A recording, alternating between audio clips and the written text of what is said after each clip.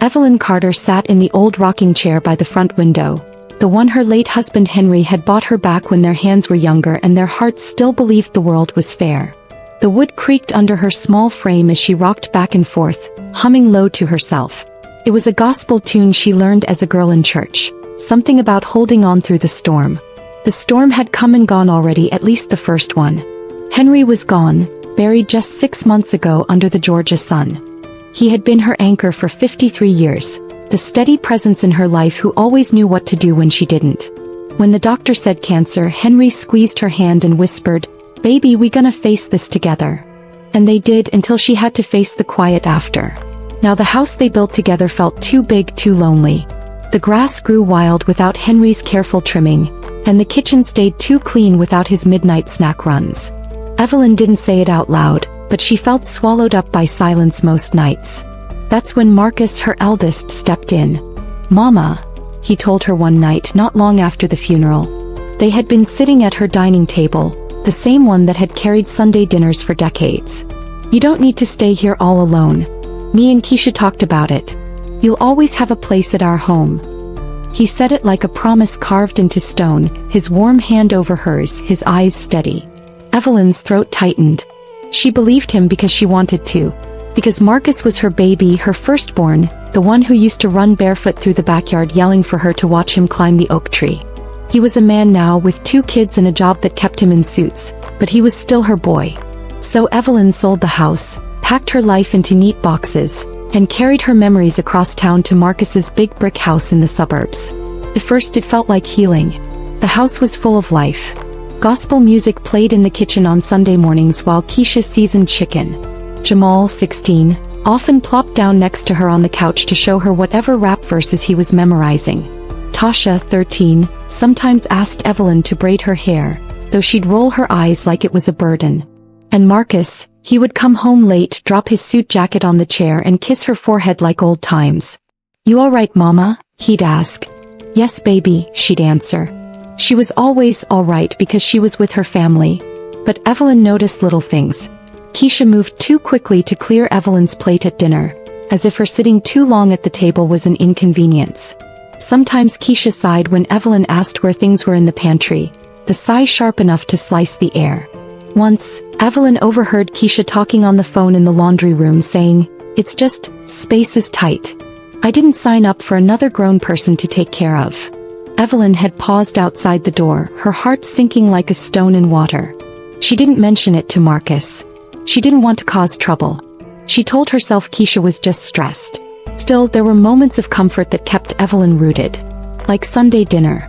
That night, the Carters' dining table overflowed with food. Fried chicken golden and crisp, collard greens slow-cooked with smoked turkey, cornbread warm from the oven. Evelyn helped Keisha in the kitchen, though Keisha moved around her as though she were a misplaced chair. Evelyn stirred the greens, inhaling the smell that reminded her of her own mother's kitchen. Marcus sat at the head of the table, looking every bit the man Henry once was. Jamal slid his phone into his pocket and whispered to Evelyn as he passed her the biscuits. "Don't worry, Grandma. I'll always look out for you." Evelyn's eyes watered. She patted his hand under the table. Keisha kept up her smile as she served plates, but Evelyn caught her eyes darting around the table, always lingering on her. Evelyn pushed the unease down, choosing instead to focus on Marcus's laughter, the sound of Jamal teasing his sister, and the warm taste of home-cooked food. Later that night, Evelyn sat with Marcus in the living room. The kids had gone upstairs and Keisha was tidying the kitchen. Marcus leaned back on the couch, rubbing his eyes. "It's good having you here, Mama. I know you miss Daddy." "I do," Evelyn whispered. Marcus looked at her then, soft-eyed like the boy who once scraped his knees in the backyard. He reached for her hand. "Don't you ever worry. You'll always have a place here." The words wrapped around her heart like a blanket. She believed them, let herself rest in them. When she went to bed that night, Evelyn prayed quietly. "Lord, thank you for my son. Thank you for giving me a place to belong." She drifted to sleep on those words. The morning light came too soon, breaking through the blinds. Evelyn rose slowly, joints stiff with age, her body remembering Henry's absence beside her. She reached for her robe, shuffled into her slippers and opened the door. Her breath caught. By the door to the garage sat her suitcase neatly packed. Her clothes folded, her shoes tucked inside. Next to it, a smaller bag with her personal things. Her heart pounded, confusion rushing through her chest. She stepped closer, her hand trembling as she touched the zipper. It was her suitcase.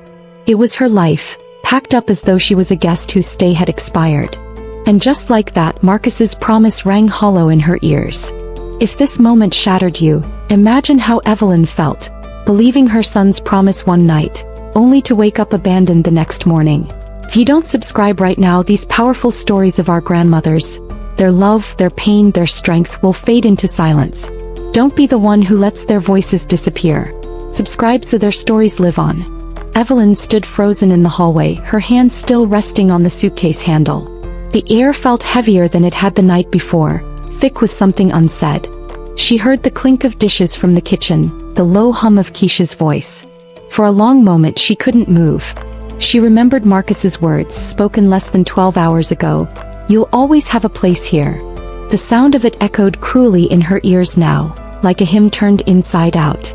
Her heart thudded as she picked up the smaller bag and unzipped it. Her Bible, her framed picture of Henry, and the quilt she always draped over her legs were tucked inside. It wasn't an accident. Someone had packed her life on purpose. Evelyn's throat closed.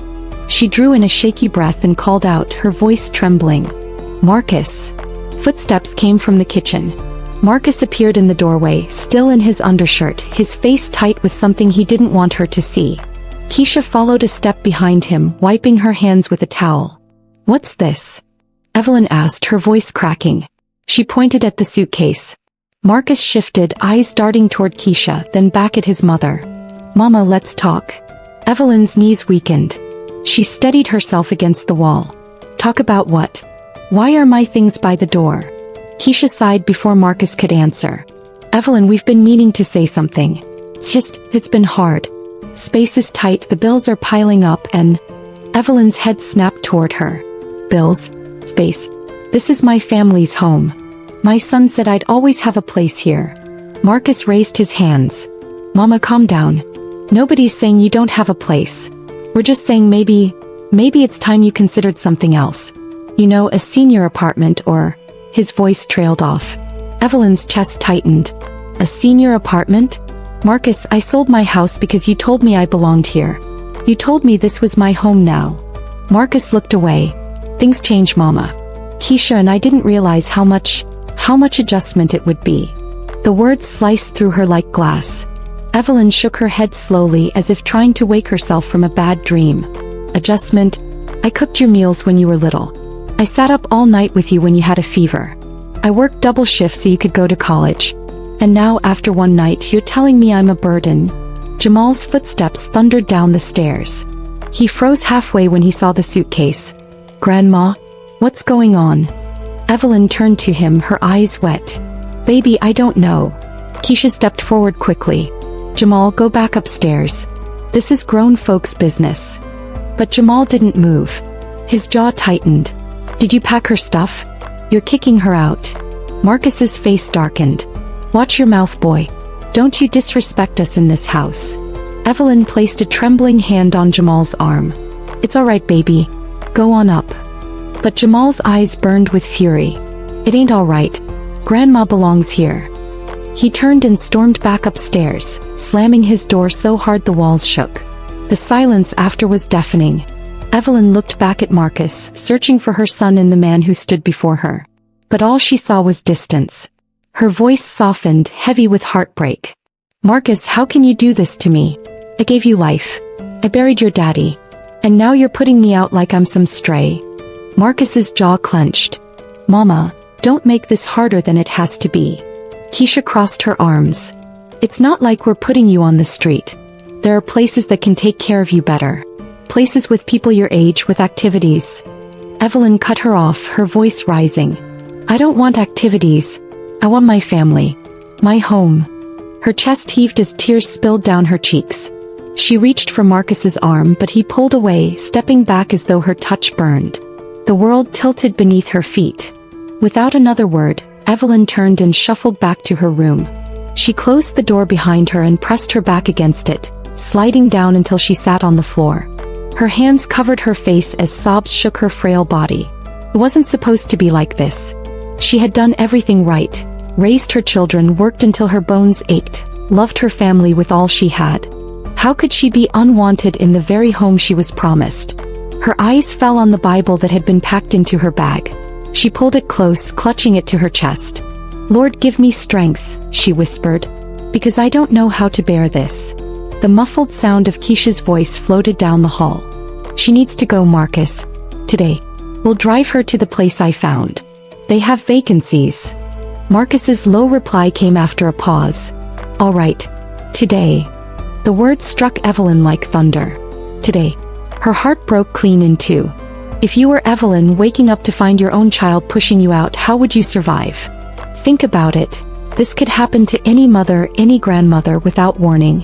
If you haven't subscribed yet, you're turning your back on their pain. Hit that subscribe button right now so stories like Evelyn's are never silenced. The morning sun spilled across the driveway, too bright, too cruel. Evelyn stood on the porch, her suitcase by her side, her quilt draped over one arm like a shield. She felt the weight of her whole life in those bags. Not just clothes and trinkets, but the years she'd poured into her family. Marcus was at her back, his hand on the doorframe. "Mama, don't do this. Don't make it harder than it is." Evelyn turned, her eyes sharp despite the tears. "Harder? Baby, you're putting me out of my own family's house. How much harder can it get?"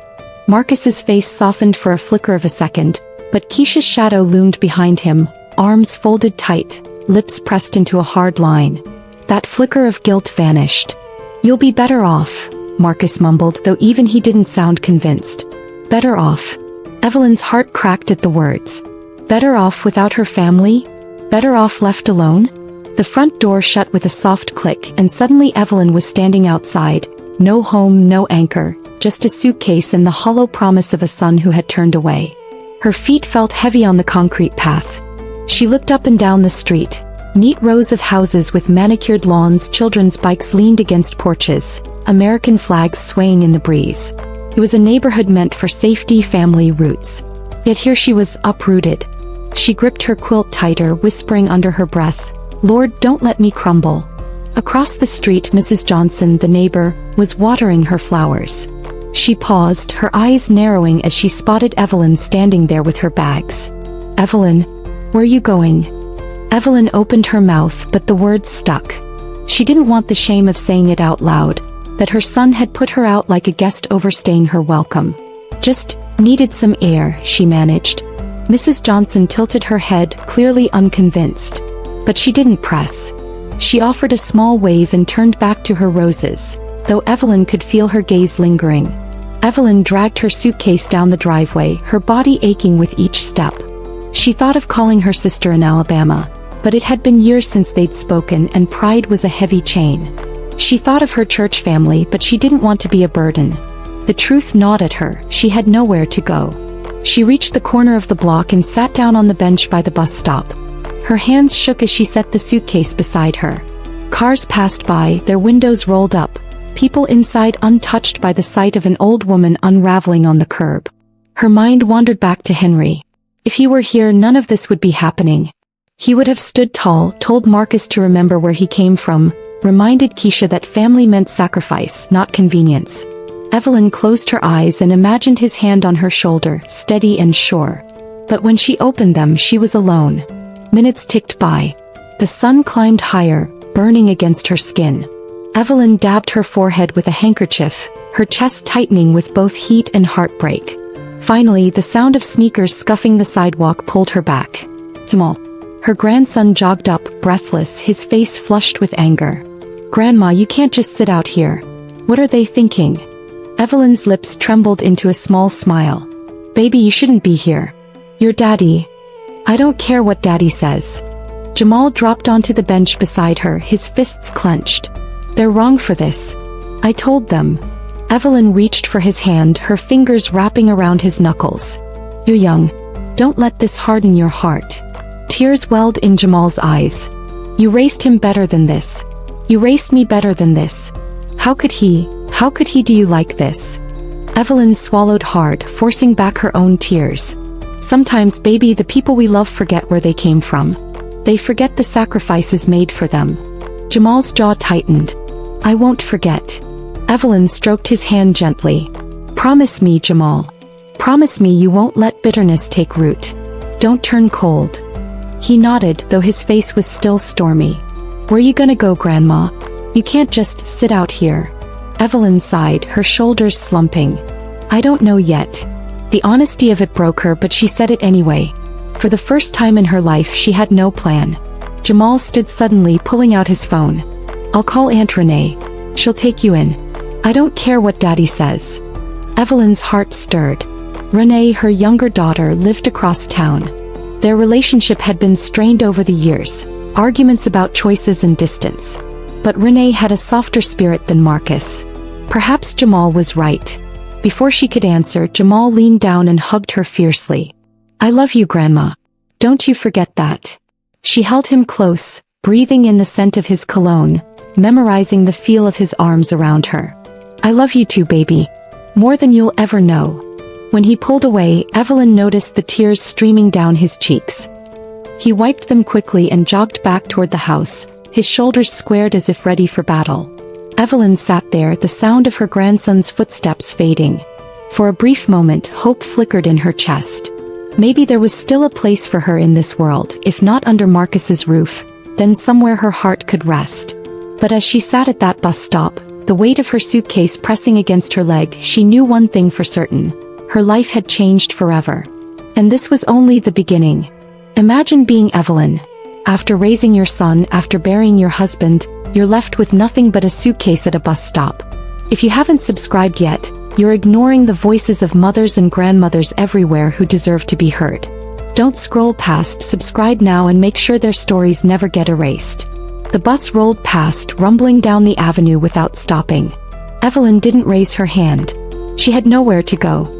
The driver glanced at her but kept rolling, leaving behind a trail of exhaust that stung her nose. She sat there, still clutching her quilt, her suitcase at her feet like a stubborn reminder. A passing breeze rustled the leaves of the oak trees above her, and the sound took her back to summers on her porch when Henry would sit with a sweet tea in hand, tapping his fingers against the armrest to the rhythm of the cicadas. He would glance at her with that quiet smile, the one that said no matter what, we're all right. Now she was anything but all right. She could still hear Keisha's voice in her head. She needs to go, Marcus. Today. And Marcus's reply, hollow and firm, all right. Today. Today had come and here she was. A car slowed as it passed. Two teenagers inside craned their necks to look at her. One of them muttered something and the other laughed. They drove on. Evelyn's face burned with shame. To them, she wasn't someone's mother, someone's grandmother. She was just an old woman on a bench with her life packed into bags. Her phone buzzed in her pocket. She pulled it out, her hands trembling, and saw Jamal's name on the screen. She answered quickly. Grandma, his voice rushed. I talked to Aunt Renee. She said she needs time. She's got her own problems right now. But she didn't say no. Evelyn closed her eyes, the faintest relief stirring in her chest. That's something, baby. That's something. I'm coming back down there, Jamal said firmly. No, Evelyn whispered, her voice urgent. Stay put. Don't make things worse with your daddy. You need to be careful. But Grandma. No buts. You gave me hope just by calling. That's enough. She forced her voice steady. Now listen to me, you focus on your school. Keep your head down. Don't let this break you. There was silence, then a shaky, yes ma'am. Evelyn smiled through her tears. That's my boy. When the call ended, she slipped the phone back into her pocket and wiped her face with her handkerchief. But even as she tried to be strong, her body felt heavy, her spirit weaker by the hour. Another car slowed, but this time it was Marcus's black SUV. It pulled up to the curb and Evelyn's heart pounded as the passenger window rolled down. Mama, Marcus called, leaning over the seat. His face looked drawn, guilt and frustration battling in his eyes. Get in. Let me take you to the place Keisha found. You can't just sit out here. Evelyn's lips tightened. A place Keisha found? Or the place you agreed on without even asking me? Marcus sighed. Mama, please, don't do this. You know I love you. You just what? Evelyn shot back, her voice shaking. You just forgot who wiped your nose when you were sick. Who worked 2 jobs to keep food in your mouth. You forgot the woman who gave you life. Marcus's knuckles tightened on the steering wheel. It's not like that. It's exactly like that, Evelyn snapped, her voice rising with a strength that surprised even her. Henry and I built this family with love. And now you're tearing it apart because it's inconvenient. For a moment Marcus said nothing. His eyes darted toward the house down the street, where Keisha's figure stood at the window watching. Finally he muttered, "Mama, you'll thank me later." Evelyn's chest heaved, her voice raw. "Don't you dare tell me I'll thank you for putting me out. Don't you dare." She turned her face away, refusing to meet his eyes. Marcus cursed under his breath, slammed the gear into drive and sped off down the street, leaving Evelyn with nothing but the echo of his betrayal. Her body sagged against the bench, her breath shallow. For the first time in her 74 years she felt utterly discarded. Not widowed, not aged, not tired, but discarded, as though her worth had expired. She whispered to herself, "Lord, don't let bitterness take me.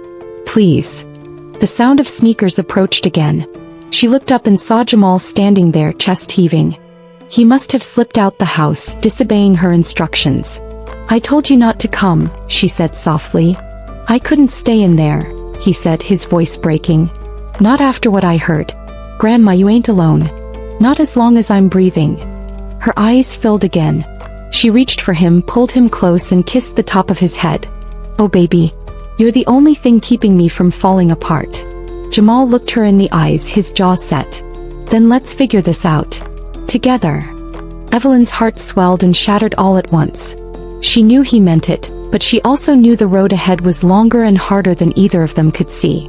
The bench beneath her felt colder, the street quieter, the world heavier. But she had one truth to hold on to: Jamal still believed in her. And maybe, just maybe, that was enough to keep her standing. For now. Right now, Evelyn sits on a bench with her grandson, betrayed by her own blood. Can you imagine your own mother or grandmother left like this? If you can't stomach it, prove it, hit subscribe. And if you won't, then head straight to the comments and tell the world why stories like hers don't matter to you. The air had cooled by the time Evelyn stood and gathered her suitcase. The sun dipped low, the street lamps flickering on one by one. She had been sitting at that bus stop for hours and the weight of her body felt doubled. Her knees ached, her back throbbed, but worse than that was the ache inside her chest. She pulled her quilt tighter around her shoulders. The familiar scent of lavender from the fabric softener she'd always used clung to it, reminding her of better times, nights when she'd sit on the couch with Henry, their feet touching, the world outside fading away. Now the world was pressing down hard. She started walking, each step slow but deliberate. Jamal had offered to sneak her inside his room, but Evelyn refused.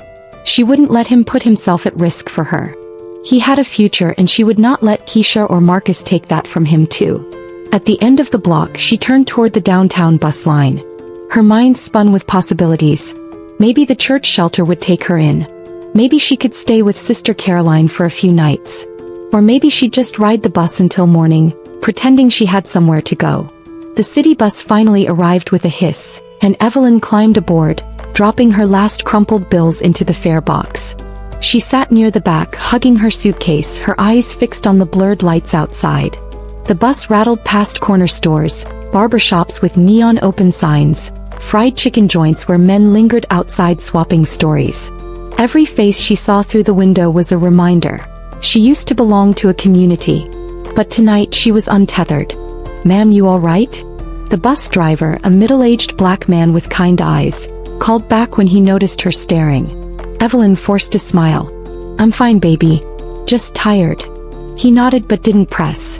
Still, his glance lingered in the mirror as though he knew there was more behind her answer. When the bus stopped near the church, Evelyn gathered her things and stepped off.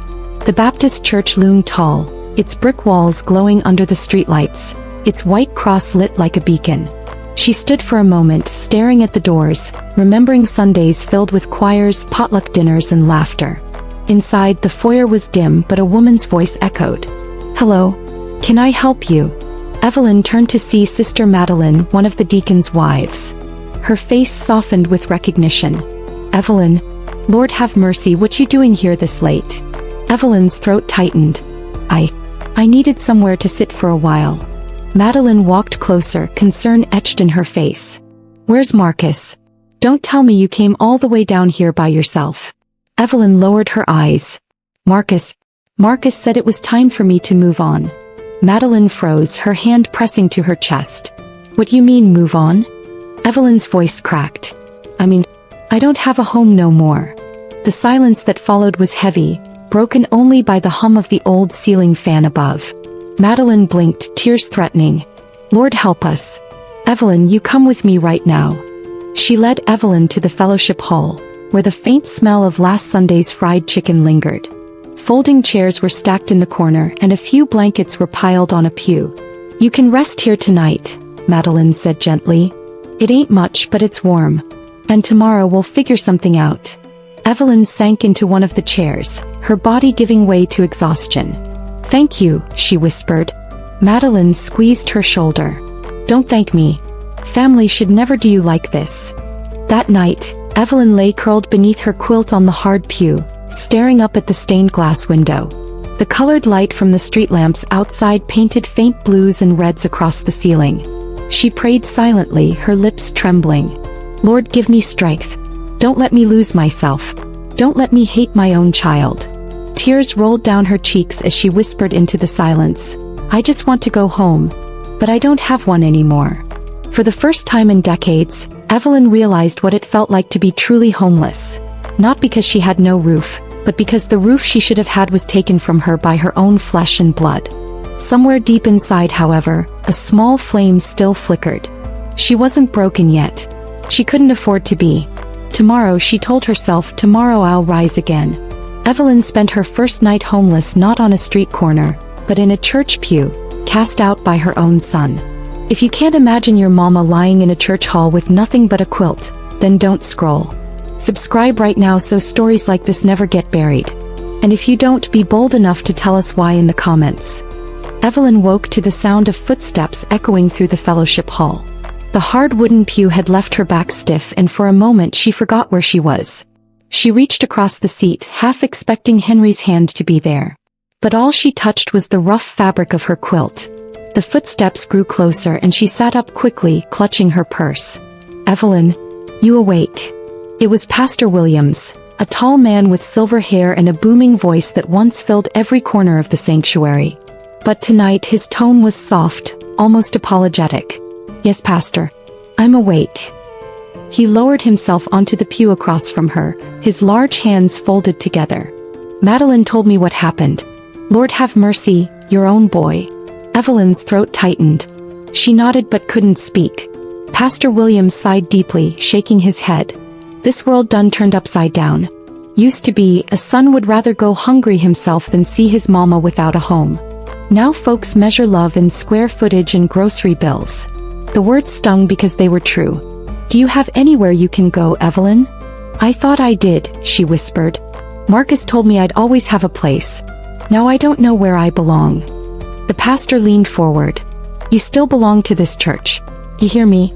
This house may not have a bed for you, but it's got a roof and it's got love. That's more than some mansions out there. Tears pricked Evelyn's eyes. Thank you, Pastor. But listen, he continued. You can stay here tonight, maybe even another, but the city won't let us keep folks here long term. They call it a safety violation. Evelyn looked down at her hands, trembling in her lap. So even God's house don't want me? Pastor Williams reached across the pew and grabbed her hand firmly. Don't you ever say that. God's house always wants you. It's the laws of men that get in the way. Evelyn closed her eyes, clutching his hand like it was the last rope holding her up. The next morning, Madeline returned with a thermos of hot coffee and a brown paper bag. I made you some grits and eggs, she said, placing it beside Evelyn. The smell alone made Evelyn's stomach clench with hunger. She hadn't eaten since yesterday morning. She bowed her head quickly. Thank you, Lord. Madeline watched her eat, her eyes misty. I still can't believe Marcus did this. That boy grew up in this very church. Your Henry worked on the roof when the shingles came loose. And now he lets his wife talk him into putting you out. Evelyn's fork stopped halfway to her mouth. You think it was Keisha? Madeline raised her brows. Child, please. That woman been wanting you gone since day one. Everybody could see it but you. I've seen the way she looks at you, like you taking up oxygen that belonged to her. And Marcus? Well, he too weak to stand up to her. Evelyn swallowed hard, pushing her food around the container. Deep down she had known it too. She had just prayed love would be stronger than resentment. By afternoon, the church filled with the hum of the weekly soup kitchen. Volunteers bustled about, setting up tables, ladling stew, slicing cornbread. The smell of onions and beans filled the hall. Evelyn sat quietly in the corner, trying to make herself invisible. But invisibility was impossible when a young boy pointed at her. "Why's she sitting over there with her suitcase?" Madeline shot him a look. "Hush, child." Evelyn lowered her head, shame burning in her cheeks. For decades she had been the one serving at these events. Ladling soup, handing out bread, pressing quarters into little hands. Now she was the one being pitted. As the line of hungry folks streamed in, men with worn jackets, women clutching tired babies, teenagers who looked older than their years, Evelyn felt her heart sink. She belonged among them now. Cast aside. Wanted. Disposable. And yet she told herself, I am still Evelyn Carter. I am still somebody. If you're watching this and think it could never happen to your mama or grandma, think again. One bad decision, one ungrateful child, and the woman who raised you could be sitting in a soup line. If that thought chills you, hit subscribe right now. If not, go to the comments and explain why your mama doesn't deserve better. That evening, Madeline approached her again. Evelyn, I don't want you to feel like a burden. My niece runs a women's shelter over on the west side. It ain't fancy, but it's safe. I can take you there tomorrow. Evelyn's heart dropped. A shelter. She had never imagined her life ending in one. What kind of shelter? Madeline hesitated. It's mostly for women with children. But they keep a few beds open for elders. You'd have your own space. Evelyn wrapped her quilt tighter around her shoulders. And if they don't have space? Madeline looked her straight in the eye. Then you'll stay with me. I don't care if I have to sleep on the floor. You're not gonna be out there on the street. Evelyn's lips quivered. She wanted to refuse, to cling to her dignity. But dignity don't keep you warm at night. Thank you, she whispered. The next morning, true to her word, Madeline drove Evelyn across town in her beat-up minivan. The city looked different from the passenger seat. Harsher somehow, like every billboard and boarded-up shop window was reminding her of how quickly a life could unravel. When they pulled up to the shelter, Evelyn's breath caught. The building was a squat, gray structure tucked between a laundromat and a liquor store. Faded paint peeled from the walls, and a chain-link fence enclosed a tiny yard where children played with a worn basketball. Evelyn's hand trembled on the door handle. Lord, how did I end up here? Madeline placed a hand on her shoulder. Don't think of it as forever. Just think of it as a step. You hear me? A step. Inside, the air smelled faintly of disinfectant and old mattresses. A young black woman at the desk looked up, her braids pulled into a bun. Can I help you? Madeline answered for her. This is Mrs. Carter. She needs a place to stay. The woman glanced at the clipboard. We're tight right now. But, she scanned Evelyn, her frail frame wrapped in a quilt. I'll make room. Relief washed over Evelyn so suddenly she nearly collapsed. They led her down a narrow hallway lined with bunk beds and thin curtains. Some women looked up as she passed. A mother nursing her baby, another braiding her daughter's hair, a teenager scrolling her phone. Evelyn kept her eyes down, ashamed to meet theirs. Finally, they stopped at an empty cot. A thin blanket was folded at the foot. This will be yours for now, the woman said. Evelyn set her suitcase down slowly. The cot sagged under her weight when she sat. It wasn't home, but it was a place to lay her head. That night, the shelter was alive with sound. Crying babies, whispered conversations, the squeak of bed springs. Evelyn lay on her side, her quilt pulled tight, staring at the cracked ceiling. She thought of Marcus's house. The polished hardwood floors, the scent of Keisha's candles, Jamal sneaking into her room to whisper jokes. She wondered if Marcus was sleeping peacefully tonight. Did he feel guilt? Did Keisha smile in satisfaction, finally free of her presence? Evelyn clutched her Bible to her chest. Lord, don't let my heart turn bitter. Don't let me hate my own child. But as she closed her eyes, a tear slid down her cheek. Morning came too soon. Evelyn was still stiff when a voice shook her awake. Grandma. Her eyes flew open. Jamal stood at the foot of her cot, his hoodie pulled over his head, his eyes wide with both relief and sorrow. She sat up quickly. Baby, what are you doing here? "I had to see you," he whispered. "I found out Daddy been telling people you moved in with Aunt Renee." "He lying, Grandma." "He lying to cover it up." Evelyn's chest tightened. "He told folks I left by choice?" Jamal nodded, his jaw clenched. "Everybody at church think you staying with Aunt Renee. He's out here protecting his reputation while you sleep in a shelter." Evelyn's hands shook as she pressed them to her face. "Lord, what did I do to deserve this?" Jamal dropped to his knees beside her cot. "You didn't do nothing. Daddy he cares too much about looking good. They don't want nobody to know they put you out." Evelyn grabbed his hands. "Promise me you won't fight them, Jamal. Promise me you'll keep your heart soft." "I promise," he whispered, though his eyes still burned with fury. She pulled him into a hug, her frail arms trembling as they wrapped around his shoulders. "You're my heart," she said into his ear. "Don't you ever forget that." But when Jamal pulled away, he said something that froze Evelyn's blood. "Grandma, I heard Mama on the phone last night. She said if you tell anybody the truth, they'll make sure you never see me or Tasha again." Evelyn's breath caught. She stared at him, her mind spinning. They would use her grandchildren against her? The words echoed in her head like a death knell. Viewers, imagine that. A grandmother threatened with losing her grandbabies if she speaks the truth. If that doesn't make your heart burn with anger, I don't know what will. Right now, hit that subscribe button. Don't wait, don't hesitate. And if you won't, go to the comments and explain why you think it's okay for Keisha and Marcus to silence Evelyn like this. Evelyn's heart pounded, her hands trembling as she held Jamal's. "What am I supposed to do, baby? If I speak up, I lose y'all. If I stay quiet, I lose myself." Jamal's eyes filled with tears. "We'll figure it out, Grandma. We'll figure it out together." But Evelyn knew this was more than a family disagreement. This was war. A war for her dignity, for her legacy, for her very place in the family she had built with her own hands. And for the first time since Henry's death, she felt a fire spark inside her chest. If Marcus and Keisha thought they could erase her, they were wrong. She would not go quietly.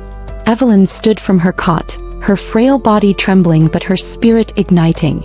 She whispered to Jamal, "If they want to silence me, they don't know who they're dealing with.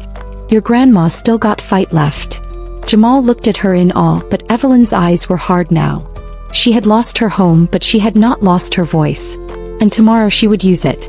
If you don't subscribe after hearing Evelyn's truth, then you're no different from those who turned their back on her. Prove you care, hit subscribe. And if you won't, go to the comments and confess why you're okay with a grandmother being erased by her own family. The morning air in the shelter was thick with the smell of instant coffee and bleach. Evelyn sat at the edge of her cot, quilt wrapped around her shoulders, Bible in her lap. But her eyes weren't on the words. They were on Jamal, pacing the small space like a caged lion. "They lying on you, Grandma," he muttered, his voice sharp with anger. "Daddy out here telling people you chose to leave. Like you didn't want to stay. Like you just packed up and went to Aunt Renee's." Evelyn closed her eyes, her heart heavy. "Baby, I always told your daddy, reputation means more to him than truth. I should have known he'd do this." Jamal stopped pacing, his chest rising and falling fast. "But what about you? What about your name? Folks at church already whispering. I heard Sister Johnson say, well, I guess Evelyn wanted her own space. They don't even know the truth." Evelyn's fingers tightened on her Bible. "Maybe it's better that way. Maybe if they believe the lie, they won't look at your daddy and your mama like they the kind of people who put out their own blood." Jamal dropped onto the cot beside her. "But they are those people, Grandma. And the longer you stay quiet, the longer everybody believes the lie. Don't you see? They not just erasing your home, they erasing you." The words cut deep. Erasing her. That was exactly what it felt like. Later that afternoon, Evelyn followed Madeline back to the church for service. She hadn't wanted to show her face, but something inside her told her she needed to be seen. As she stepped through the doors, heads turned. Smiles rose quickly, but they were the kind that didn't quite reach the eyes. Whispered greetings floated in the air. "There she is. Bless her heart," thought she was with her daughter. Every syllable weighed on her shoulders. Evelyn sat near the back, her quilt draped across her lap. She kept her chin high, but inside shame curled tight around her chest. When the choir began to sing, she tried to lose herself in the music. The soaring voices, the clap of tambourines, the rhythm of a faith that had carried her through storms before. but even the music couldn't drown out the whispers. After service, Sister Johnson, the same neighbor who had seen her suitcase that morning, approached with a too bright smile. "Evelyn, baby, how you liking staying with Renee?" The lie again. Evelyn forced a nod. "It's fine." Good, good, Sister Johnson said, patting her hand. "Mark is such a good son, making sure you taken care of. Not every child step up like that." The words nearly knocked the air from Evelyn's lungs. Marcus, praised for a kindness he hadn't given. Behind her she heard another voice. Keisha said it was Evelyn's choice. Said she needed independence. At her age too. Bless her. Evelyn felt her blood rise, her pulse pounding in her ears. Independence? Is that what they were calling betrayal now? That evening, back at the shelter, Evelyn sat awake long after the other women had fallen asleep. The room was filled with soft snores and the distant wail of a baby. She clutched her Bible, staring at the cracked ceiling. Independence. Her choice. Mark is such a good son. Each word was a thorn, digging deeper into her spirit. And then Henry's voice, or the memory of it, rose in her heart. "Baby, you can't let nobody write your story but you." Her eyes filled. "But Henry," she whispered into the dark, "what if speaking costs me my babies? What if Keisha keeps Jamal and Tasha from me?" No answer came, but she felt the fire stir again inside her. She was 78, yes, but she wasn't dead. And she wasn't erased. The next morning, Jamal found her again outside the shelter. He was supposed to be in school, but the stubborn set of his jaw told her he didn't care. "They still talking, Grandma," he said, his voice raw. "Mama said if you open your mouth she'll make sure we never see you. But I don't care. She don't get to decide what you say." Evelyn cupped his cheek with her frail hand. "Baby, don't put yourself in the crossfire."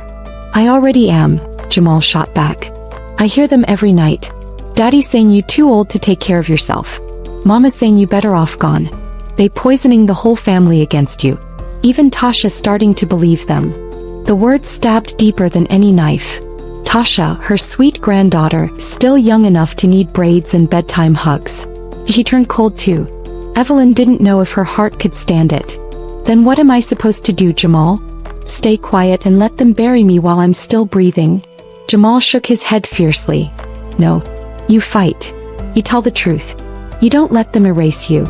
That night, Evelyn asked Pastor Williams for a private word after Bible study. They sat in his office, the faint smell of old books and wood polish filling the room. "Pastor," Evelyn began, her voice trembling, "I need to tell you something. And I need you to listen with the ears of a shepherd, not just a man." He leaned forward, eyes steady. "Go ahead, Sister Evelyn." She took a deep breath, every word scraping her throat raw. "Marcus didn't open his home to me out of love. He put me out. Keisha packed my bags. And now they telling everybody I left on my own. Pastor, they lying. They lying on me and they lying in God's house." The silence was heavy. Pastor Williams sat back slowly, his jaw tight. "Lord have mercy." Her voice broke.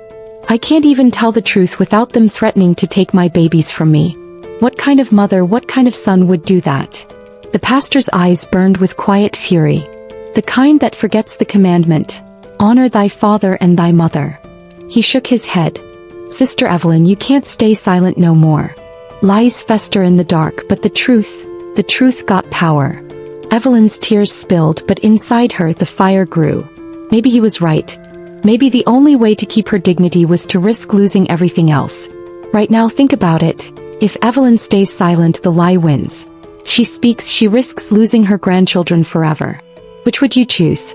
If you're brave enough to say you'd fight for truth, hit that subscribe button now. If not, step into the comments and admit why you'd let silence bury you. When Evelyn left the pastor's office, she felt a shift in her spirit. Small, fragile, but real. She would not let Marcus and Keisha rewrite her story. Not anymore. And as she lay on her cot that night, staring into the dark, one thought pulsed through her mind. Tomorrow the truth comes out. What Evelyn didn't know was that Keisha had already gotten ahead of her. By the next morning, the rumors weren't just whispers in the church. They were spreading through the entire neighborhood. And when Evelyn tried to speak, she would find herself drowned out by a lie louder than her voice. If you wouldn't let your mama's voice be drowned out by a lie, prove it. Subscribe right now. And if you won't, then have the courage to comment and explain why her truth isn't worth hearing. Sunday morning came heavy, like the air itself carried a warning. Evelyn sat on the edge of her cot in the shelter, her Bible open in her lap, though she hadn't turned a page in half an hour. She whispered into the stillness, "Lord, if I speak, let it be your words, not mine. And if I'm to stay silent, let me know before I destroy myself." When the bell at the church rang out in the distance, she wrapped her quilt around her shoulders, lifted her suitcase and walked toward the sound. At Greater New Hope Baptist, the sanctuary was already humming. Women in bright hats filled the pews, men in pressed suits shook hands and children shuffled underfoot. Evelyn stood at the back for a moment, her heart pounding. This was her family's church. Henry had helped build the choir loft with his own hands. Marcus had been baptized right at that altar. For decades, this place had been her home. But now, every face she saw carried a shadow of doubt. "Isn't that Evelyn? Thought she was with Renee. Poor thing, she just couldn't adjust." The lies wrapped around her like smoke. Pastor Williams spotted her and gave a small nod, the kind that said, "I see you. Be strong." Evelyn stepped forward, chin lifted. If they were going to whisper, they would whisper while looking her in the eye. But before she could find her seat, Keisha's voice rang out, sharp, sweet, polished for the public ear. "Oh, Evelyn!" she exclaimed, striding down the aisle as though she had rehearsed the moment. Keisha wore a royal blue dress that clung to her curves, her hat perfectly tilted. She looked every bit the image of a dutiful daughter-in-law. "Everyone," Keisha said loudly enough for the pews to hush, "y'all know Evelyn's been staying with Renee these past few weeks. She's been getting the independence she always wanted." Gasps of approval, murmurs of praise. "How nice, bless her heart. That's good for her at her age." Evelyn froze. Independence? She hadn't said a word, yet Keisha had already spoken for her, stolen her voice before she even opened her mouth. She clenched her fists at her side. "That's not." But Keisha cut her off smoothly, looping an arm through hers like they were best friends. "And of course Marcus and I been helping her get settled. Y'all know how much we love our Mama Carter." The sanctuary erupted in warm smiles, pats on the back and approving nods. Evelyn's protests died in her throat. If she spoke now, she would look ungrateful, even crazy. Keisha had played the game well. Too well. During service, Evelyn sat stiff as the choir sang, her spirit boiling. Every amen felt like mockery. Every clap of hands felt like dirt being thrown on her grave while she still breathed. She wanted to stand, to shout, to tell the truth, but Keisha had planted her story deep. And in church, appearances were gospel. Who would believe Evelyn now? When service ended, people swarmed Keisha and Marcus, praising them for their sacrifice and care. Evelyn watched from a distance, her heart splitting. "They're saints," one woman whispered. "Taking care of their mama like that? God gone bless them." Evelyn bit down hard on her lip to keep from screaming. Saints? Saints didn't put their mothers on a bus stop bench. Saints didn't pack suitcases in the dead of night. Jamal found her in the hallway, his face red with rage. "Grandma, you hear what she said? She lying in God's house." Evelyn squeezed his arm quickly. "Quiet, baby. Folks already looking." "I don't care if they looking," he snapped. "She's making you out to be some weak old lady who needed space. That's not who you are." Evelyn's eyes filled. "But if I tell the truth, I lose you and Tasha." "They already said it." Jamal shook his head fiercely. "Grandma, you can't let them scare you into silence. That's what they want." Her chest ached with the weight of it all. How could she choose between dignity and her grandchildren? Between her name and her bloodline? That afternoon, Pastor Williams called a meeting in the fellowship hall. Word had spread that Evelyn wanted to speak. Half the congregation crowded into the room, curiosity buzzing like electricity. Evelyn stood at the front, her quilt still draped over her shoulders like armor. Her hands shook as she gripped her Bible. "I need to tell y'all the truth," she began, her voice trembling. "I didn't leave Marcus's house by choice. I was put out. My suitcase was packed without my say. And..." Gasps rippled through the room. Murmurs rose. But before she could finish, Keisha stood. "That's not true." Keisha cried, her voice cracking with fake hurt. "Evelyn, I know grief does strange things, but don't lie on us. You asked to leave. You said you needed space. You told me yourself you wanted to be closer to Renee." The room turned, eyes darting between them.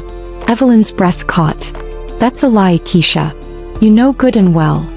But Marcus stepped forward, his jaw tight, his voice cold. Mama, please. Don't do this here. Don't embarrass yourself. Embarrass yourself. The words sliced deeper than any knife. The room shifted, sympathy draining away from her and pouring toward the polished couple who stood united. Evelyn could feel it, the tide turning against her. She tried again, her voice breaking. I gave my life to raising you, Marcus. And you. But someone in the back muttered, poor thing. She confused. Another whispered, she probably just lonely. The murmurs spread, drowning her words. Her truth was swallowed whole by Keisha's performance and Marcus's silence. Evelyn's hands trembled so violently she nearly dropped her Bible. That night, back in the shelter, she sat alone by the window, staring at the city lights.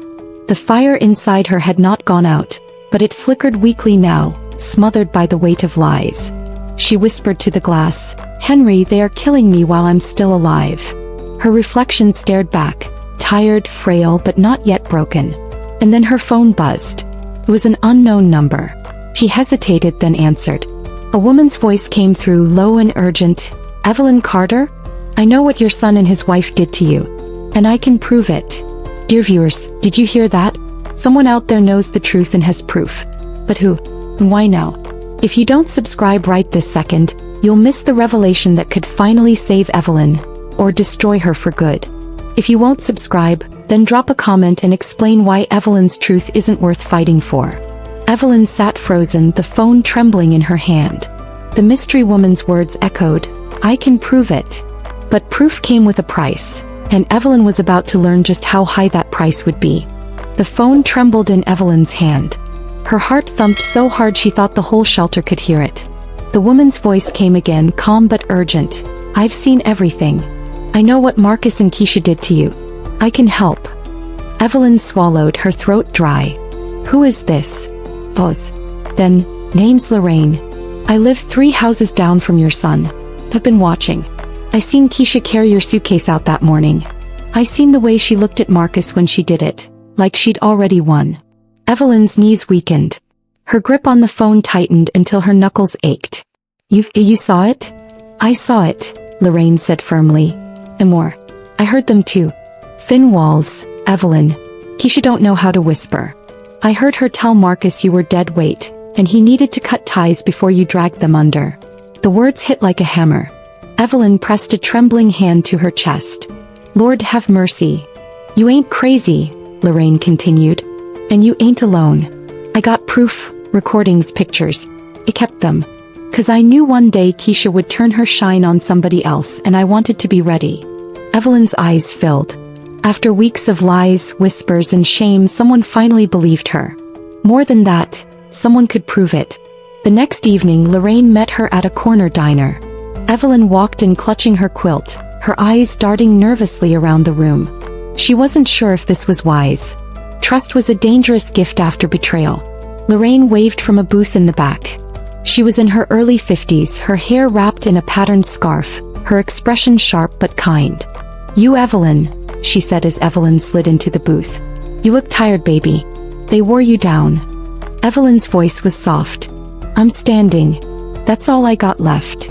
Lorraine leaned closer. Well, you won't be standing alone much longer. I told you I kept things.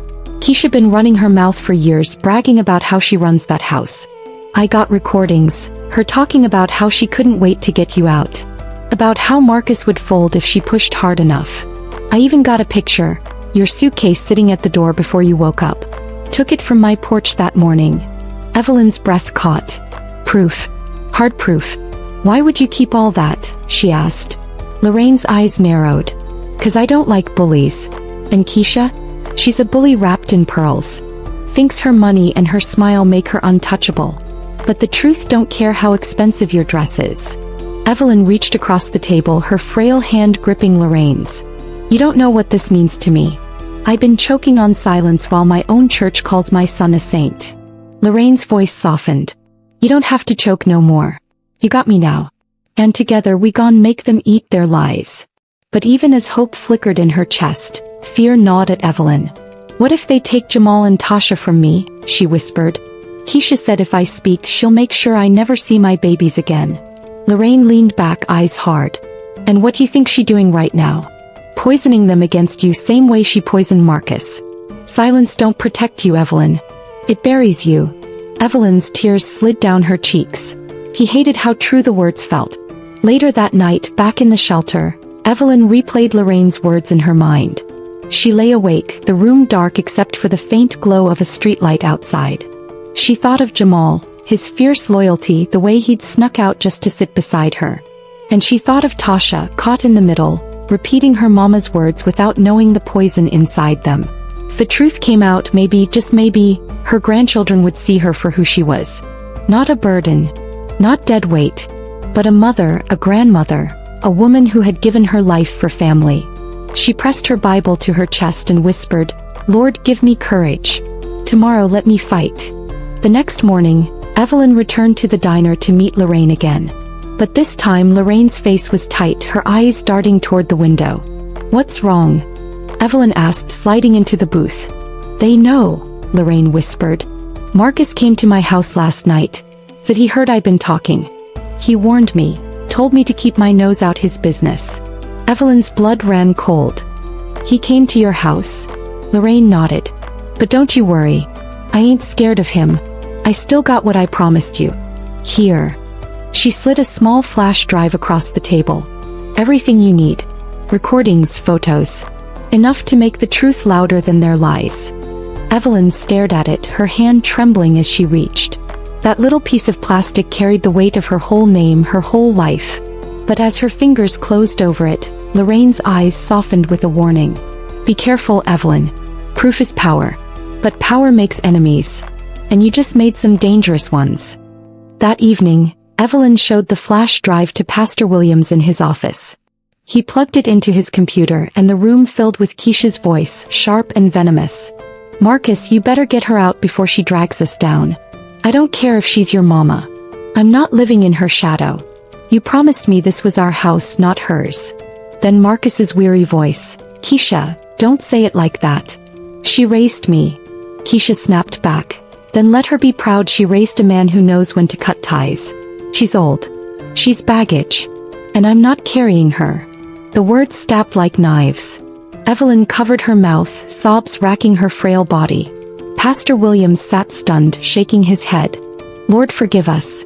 This is wickedness in the heart of family." Evelyn wiped her tears and lifted her chin. "Now you know. Now the truth can't be buried." Dear viewers, imagine hearing your own child call you baggage? After feeding them, sheltering them, raising them? If that thought doesn't shake you, I don't know what will. Subscribe now so stories like Evelyn's don't vanish into silence.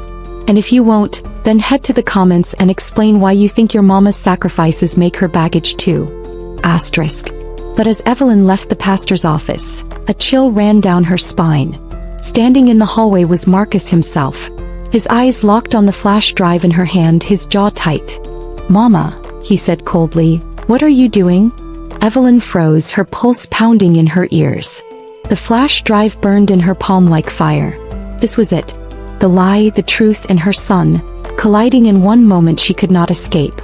Marcus took a slow step closer, his voice low and dangerous. "You think you can tear down everything I built? You think anybody's gonna believe you over me? Hand it over, Mama. Right now." Evelyn clutched the flash drive tighter, her frail hands trembling but unyielding. She had the proof, but could she hold on to it when her own son was demanding it back? If you wouldn't hand over the truth to a liar, prove it. Subscribe right now. If not, step into the comments and tell us why you'd let Evelyn lose her last chance at justice. The hallway outside Pastor Williams' office felt colder than winter. Evelyn's breath caught in her chest as Marcus stepped closer, his shoulders tense, his eyes burning. "Mama," he said again, his voice lower now, dangerous. "Give me that flash drive." Evelyn's frail hand clutched it tighter against her chest. "No." His jaw tightened. "You don't know what you're doing." "I know exactly what I'm doing," Evelyn snapped, surprising even herself with the steel in her voice. "For once, Marcus, I ain't letting you or Keisha write my story. Not no more." His nostrils flared. "You think anybody's gonna believe you over me? Over us? You just an old woman bitter from grief. That's all they'll see." Evelyn's tears welled, but she didn't waver. "Maybe so. But I got proof now. Your words. Her words. Recorded plain as day. You called me baggage. You called me dead weight. And I swear on Henry's grave the whole church is gonna hear it. The sound of heels clicked against the tile floor. Keisha appeared at the far end of the hall, her blue dress swaying, her face already sculpted into that perfect public smile. There she is, Keisha said sweetly, though her eyes were sharp as razors. Spreading more lies. Pastor Williams stepped out of his office just then, his tall frame filling the doorway. No lies here, Sister Keisha. I heard the recording myself. Your own voice condemns you. For the first time, Keisha's mask faltered. A flash of panic crossed her face before she smoothed it over. Out of context. You know how recordings can be twisted. But Marcus's gaze darted between them, his confidence unraveling. You really recorded us?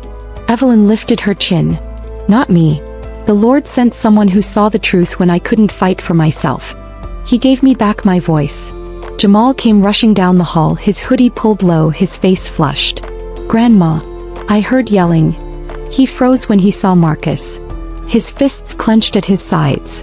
Daddy, leave her alone. Marcus's face darkened.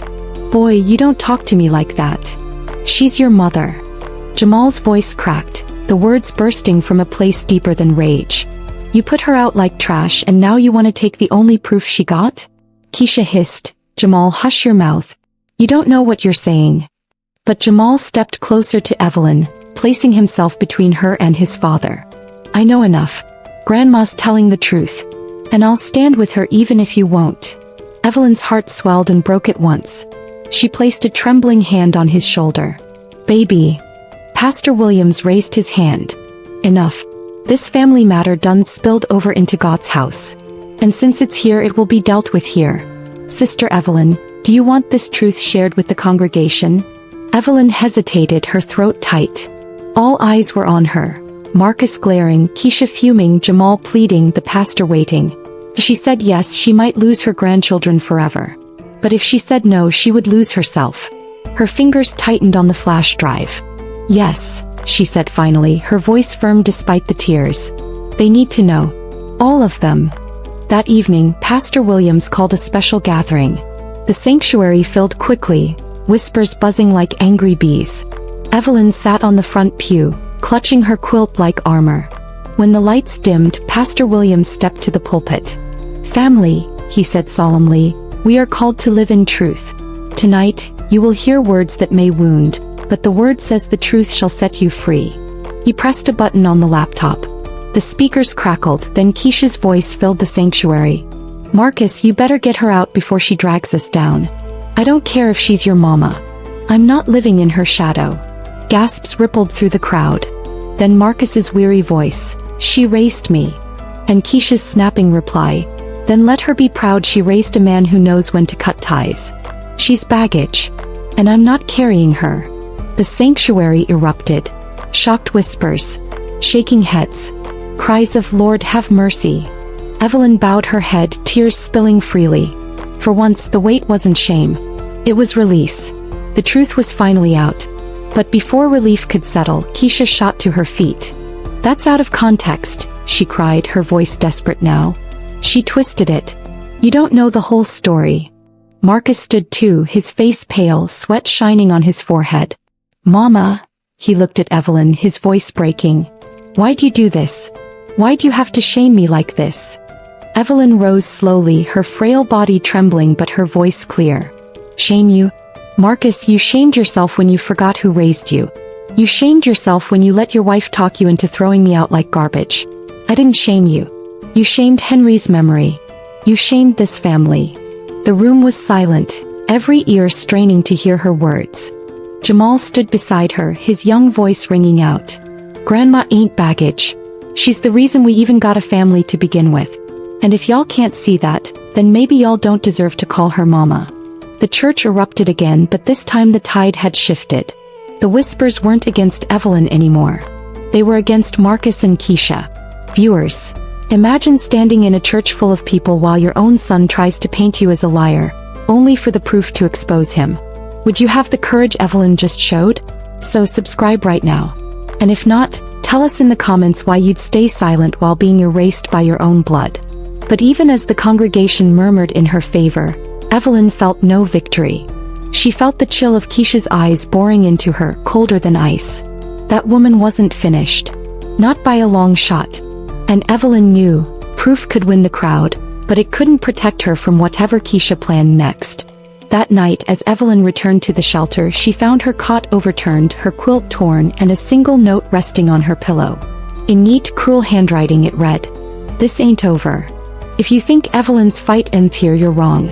The lies have been exposed, but now she's in real danger. Don't miss what happens next. Hit subscribe right now.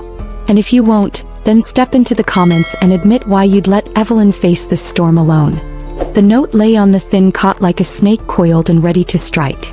Evelyn's hand trembled as she picked it up, her eyes fixed on the words written in neat, sharp strokes. "This ain't over." Her heart thudded in her chest.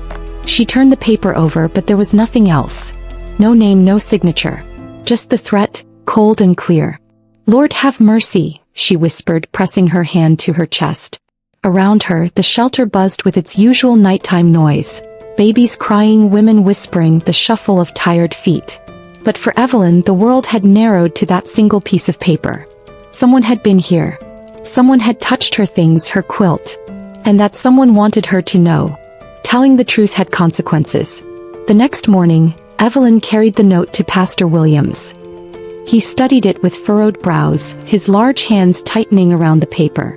"This don't surprise me," he said quietly. "Truth don't just set you free, it sets fire to lies. And liars don't go down easy."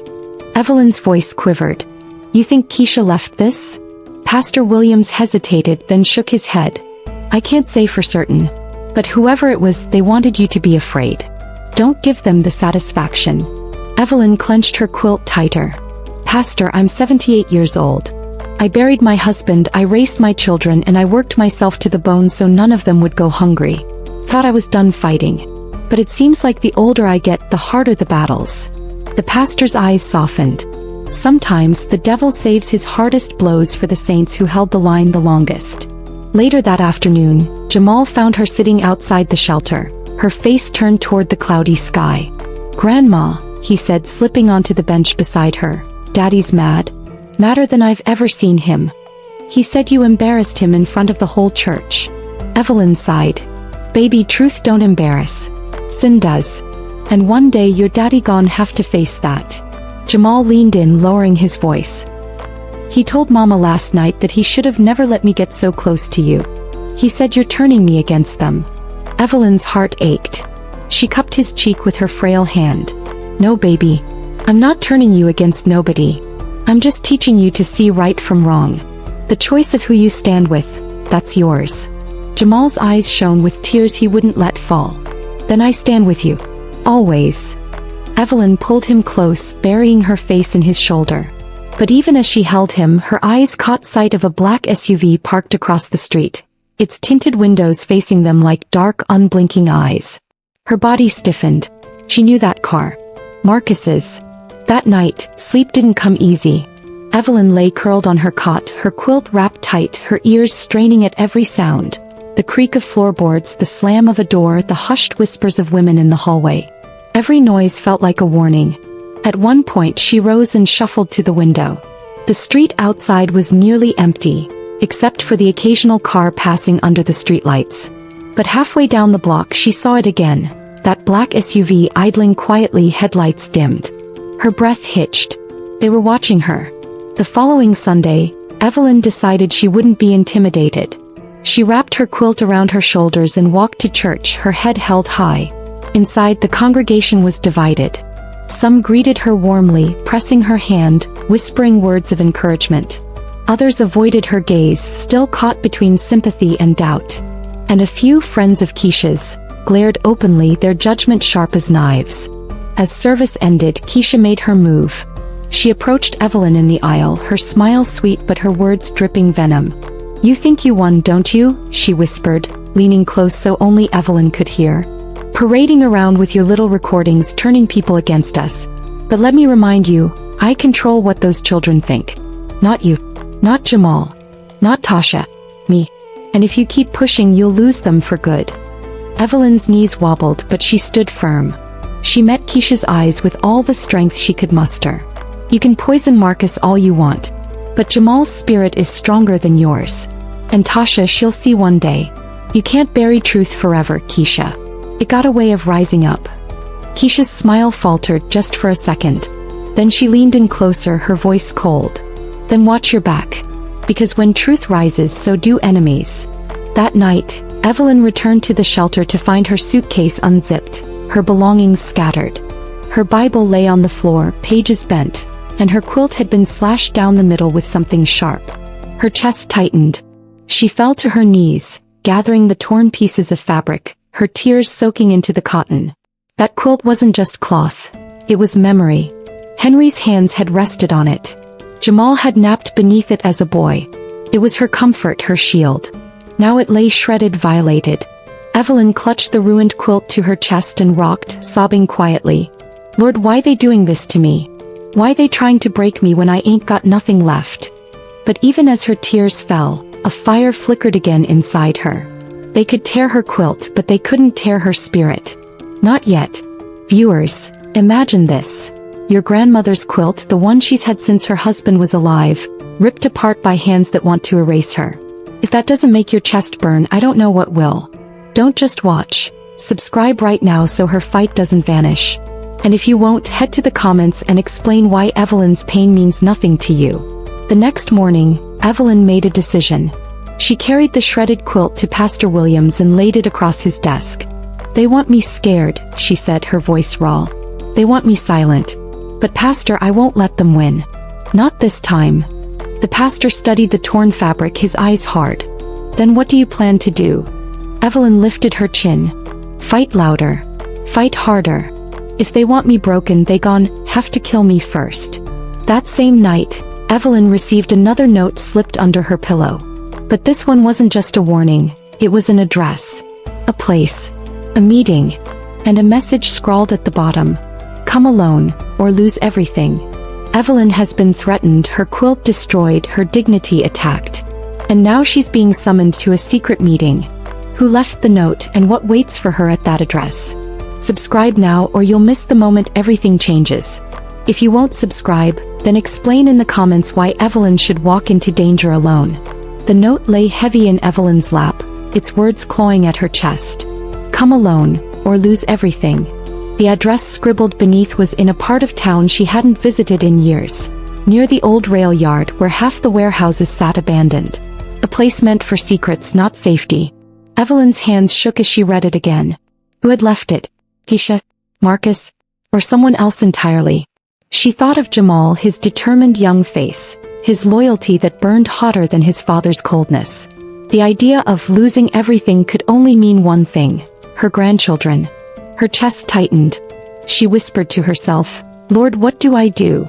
At breakfast in the shelter the next morning, Evelyn pushed her oatmeal around the bowl without eating. Madeline noticed, frowning. Evelyn, you look pale. You sick? Evelyn folded the note quickly and tucked it under her quilt. Just tired, baby. Just tired. But inside her mind was a storm. That afternoon, Jamal found her at the bus stop outside the shelter. Grandma, you all right? You've been quiet since church. She looked at him, her lips trembling with the weight of the secret. For a moment she wanted to show him the note to let him share the burden. But then she remembered the warning. Come alone. If she told him, he'd follow. If he followed, he'd be in danger. So she forced a smile. I'm fine, baby. Just a little worn down. But don't you worry about me. Worry about your schooling. Jamal frowned. You sure? 'Cause I can tell when something's wrong. Evelyn pressed a hand to his cheek. I'm sure. But her heart whispered the truth. I'm not sure of anything. That night, Evelyn lay awake, staring at the torn quilt she had stitched back together with trembling hands. It wasn't whole, but it was hers. She prayed softly, her voice breaking. Lord, you said you'd never leave me nor forsake me. If this is a trap, walk with me. If it's deliverance, carry me. Either way, don't let me walk alone. At dawn, she wrapped the quilt around her shoulders, slipped the note into her pocket and left the shelter without a word. The city felt colder that morning, every shadow stretched long, every sound sharper than usual. The bus ride to the rail yard rattled her bones. She gripped her purse tightly, eyes fixed on the floor, whispering psalms under her breath. When the bus hissed to a stop, she stepped off into a wasteland of crumbling brick buildings, broken glass and graffiti-stained walls. The smell of rust and oil hung in the air. The address from the note was a warehouse at the end of the street. Its windows were boarded, its doors chained, but one side door hung slightly ajar. Evelyn's heart pounded. She clutched her quilt tighter, every instinct screaming at her to turn back. But she stepped forward anyway, whispering, "Though I walk through the valley of the shadow of death." Inside, the warehouse was dim, shafts of sunlight slicing through cracks in the roof. Dust swirled in the air. Evelyn's footsteps echoed against the concrete floor. "Hello," she called softly. "It's Evelyn Carter. I got your note." For a moment, only silence. Then a figure stepped out from the shadows. It was Lorraine, the neighbor who had given her the proof. Evelyn's breath caught. "Lorraine, you wrote the note." Lorraine raised a finger to her lips. "They've been watching me too. I couldn't risk saying it at the diner. But there's something you need to know." She glanced nervously over her shoulder. "Keisha isn't just trying to turn Marcus against you. She's trying to cut you out completely. From the will, from the house, from everything Henry left behind. This isn't just about family, Evelyn. It's about money." Evelyn staggered, clutching her chest. "Money? You mean Henry's savings?" Lorraine nodded grimly. "Marcus and Keisha don't want you alive to make claims. They want you erased, legally, financially, and if it comes to it," her voice trailed off, heavy with implication. Evelyn's legs nearly gave out. She grabbed a support beam to steady herself. "Lord have mercy." Before she could ask more, the warehouse door slammed shut with a deafening clang. Both women froze. Footsteps echoed from the far side of the building, heavy, deliberate. Lorraine's eyes went wide. "We're not alone." From the shadows, Marcus's voice rang out. Mama, why couldn't you just stay quiet?" Evelyn's heart dropped into her stomach. He stepped into the light, his face hard, his eyes darker than she had ever seen them. Behind him, the door locked with a sharp click. Viewers, imagine this. A 78-year-old grandmother lured into an abandoned warehouse face to face with the son who threw her out. Would you be strong enough to stand your ground, or would fear silence you? If you'd fight, prove it by subscribing right now. And if not, then go to the comments and admit why Evelyn should face this alone. Evelyn's breath trembled as she whispered, "Marcus, what are you doing here?" His jaw clenched. "Cleaning up a mess." Her knees weakened, but she forced herself to stand tall, quilt wrapped tight around her. "If you mean me, Marcus, then you already lost. Because no matter what you do, the truth is out. The church knows. God knows. And one day them children of yours gone know too." Marcus's eyes flickered just for a moment, as if a piece of the boy she once raised was still in there, fighting to get out. But Keisha's shadow loomed in his words when he snapped back. "Then maybe I'll make sure you don't live long enough to tell them more." Lorraine gasped, clutching Evelyn's arm. "Evelyn, we need to go." But the doors were locked. The warehouse had become a cage.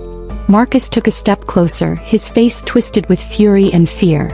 Evelyn's back pressed against the cold concrete wall, her hands trembling around her quilt. For the first time, she realized her son wasn't just trying to silence her reputation. He was willing to silence her. Permanently. If you think Evelyn's fight is just about words, you're wrong. She's now staring into the eyes of her own child. A child who may be ready to cross the line no son should ever cross. Don't miss what happens next. Subscribe right now. And if you won't, then comment and explain why Evelyn should stand in this warehouse alone. The warehouse air was heavy, thick with dust and silence. Evelyn's back pressed against the cold wall, her frail fingers gripping the edges of her quilt as if it could shield her from the storm in her son's eyes. Marcus stood a few feet away, his shoulders squared, his fists clenched. The boy she raised. The boy who once ran barefoot in her yard, climbing trees and laughing until he hiccuped, was gone. In his place stood a man she barely recognized. "Mama," he said, his voice low but sharp, "you should have stayed quiet. You should have let things be." Evelyn's breath shook. "Quiet? After you put me on the street like trash? After you lied on me in front of God and his people? Oh baby, I can't be quiet no more." His jaw tightened, his eyes flicking toward the flash drive bulging in her purse. "Hand it over." End this before it gets worse. Lorraine stepped forward, fire flashing in her eyes. You really gonna threaten your own mama? In God's name, Marcus, what kind of man are you? Marcus glared at her. Stay out of this, Lorraine. This is family business. No, Evelyn snapped, her voice trembling with anger. Family don't put family out. Family don't call their mama baggage. Family don't plot in the dark to erase their own bloodline. This ain't family, Marcus. This is betrayal. Her words hung in the air, heavy as chains. Marcus's hands shook at his sides. You don't understand, Mama. I've been carrying the weight of this family for years. The bills, the house, the pressure, all of it. And you moving in made everything worse. Keisha's right. I couldn't breathe no more. Evelyn's heart cracked. Worse. Baby, I gave you life. I fed you when I had nothing but beans and cornbread. I worked double shifts so you could wear shoes without holes. How dare you call me a burden? Her voice rose, filled with decades of swallowed pain. You weren't carrying me, Marcus. I was carrying you. All your life. Marcus's face twisted, torn between shame and fury. Lorraine stepped closer, her voice steady. She's right. And you know it. But Keisha got her claws in you so deep you can't see straight. She don't love you, Marcus. He loves control. And she's using you to get rid of the one woman who actually did love you. Shut up. Marcus barked, his voice echoing off the concrete walls. He turned back to Evelyn, his eyes wild. Mama, I'm giving you one chance. Hand over that proof and walk away. Don't make you what? Evelyn interrupted, her voice breaking but unafraid. Hit me. Kill me. Baby, if you lay hands on me, you'll bury more than just your mother. You'll bury the last piece of your soul that still belongs to God. For a long moment, the warehouse was silent. Only the distant drip of water echoed from somewhere above. Marcus's chest heaved, his hands trembling. Evelyn could see it. The battle raging inside him, the boy she raised clawing against the man Keisha had shaped. But then the door creaked. All three turned as it swung open. Jamal burst inside, breathless, his hoodie damp with sweat. Grandma, he shouted, rushing toward her. Evelyn's knees weakened with relief. Baby, no, you shouldn't be here. Marcus's face contorted. Jamal, go home. But Jamal planted himself firmly between his father and his grandmother, his young body shaking with rage. No, I heard Mama on the phone. I followed y'all. I know everything. And I won't let you touch her. Marcus's eyes burned. Boy, you don't know what you're talking about. Yes, I do, Jamal snapped. You let Keisha poison you. You forgot who raised you. But I didn't. Remember. And I'll stand with Grandma even if you don't. Evelyn's heart swelled and shattered all at once.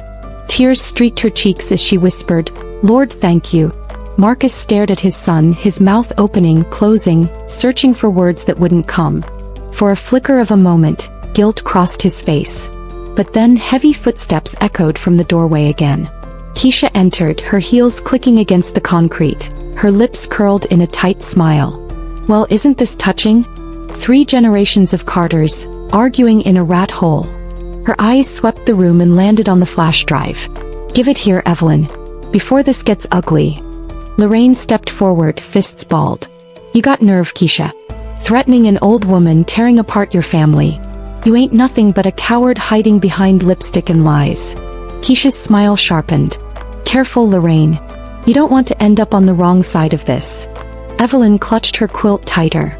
You already on the wrong side, Keisha. And God don't stay silent forever. One day you gon' answer for this. Keisha's eyes narrowed. Maybe. But today ain't that day. She snapped her fingers. From outside the warehouse, 2 large men stepped in, strangers rough-faced, broad-shouldered. Their presence made the room shrink smaller, the air heavier. Lorraine gasped. Jamal stepped closer to Evelyn, shielding her with his small frame. Marcus's voice wavered. Keisha, what is this? Keisha didn't look at him. Her eyes stayed locked on Evelyn. Insurance. I told you, Marcus, if she won't disappear quietly, then we'll make sure she disappears another way. Evelyn's blood ran cold. Dear viewers, can you imagine standing there, a 78-year-old grandmother, staring down hired men while your own daughter-in-law orchestrates it? If your stomach just dropped, that means you care. Prove it, hit subscribe right now. And if you don't, then explain in the comments why you'd let Evelyn face this nightmare alone. Asterisk. Evelyn's frail body trembled, but her voice rose, firm and unshaken. You can tear my quilt. You can spread your lies. You can even send men to scare me. But you will not erase me. Not while I got breath in my body. Her words rang through the warehouse like a bell. Keisha smirked. We'll see about that. She nodded to the men. They stepped forward, slow and deliberate, their eyes fixed on Evelyn. Evelyn clutched Jamal's hand, her pulse racing. Lorraine shifted beside her, ready to fight even though the odds were impossible. And Marcus. Marcus stood frozen, caught between the wife he couldn't defy and the mother he couldn't betray. His face twisted in torment as the men drew closer. Finally Marcus moved. His voice broke as he shouted, "Stop!" The warehouse froze. Keisha's eyes widened in fury. Evelyn's breath caught. For the first time Marcus had chosen a side. But which side and at what cost?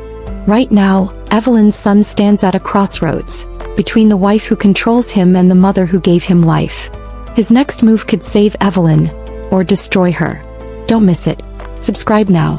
And if you won't, then write in the comments why you'd stay silent while Evelyn's fate hangs in the balance.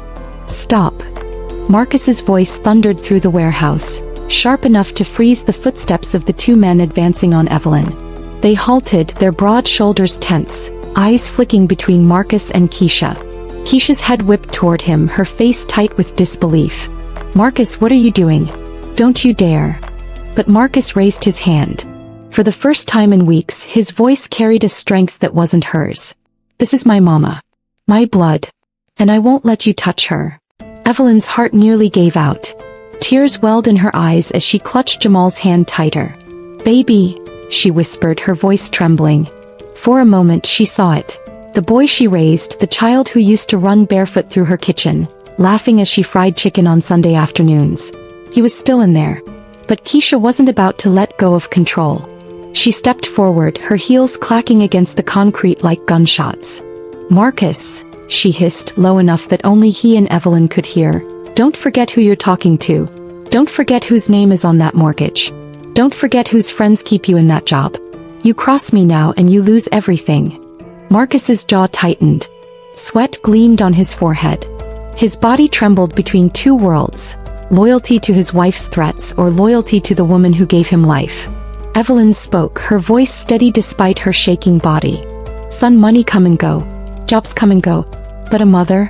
You only get one. Don't sell your soul for a house you can't carry to the grave. The silence that followed was so heavy it felt like the air itself was holding its breath. Then Marcus turned to the men. Leave. Now. They hesitated, glancing at Keisha. I said go. Marcus barked, his voice cracking with a command Evelyn hadn't heard since he was a teenager protecting his little sister from bullies. The men exchanged a look, shrugged and walked out, their footsteps fading into the night. Evelyn sagged with relief. Lorraine exhaled sharply, her shoulders relaxing for the first time. Jamal squeezed his grandmother's hand, his face glowing with fierce pride. But Keisha?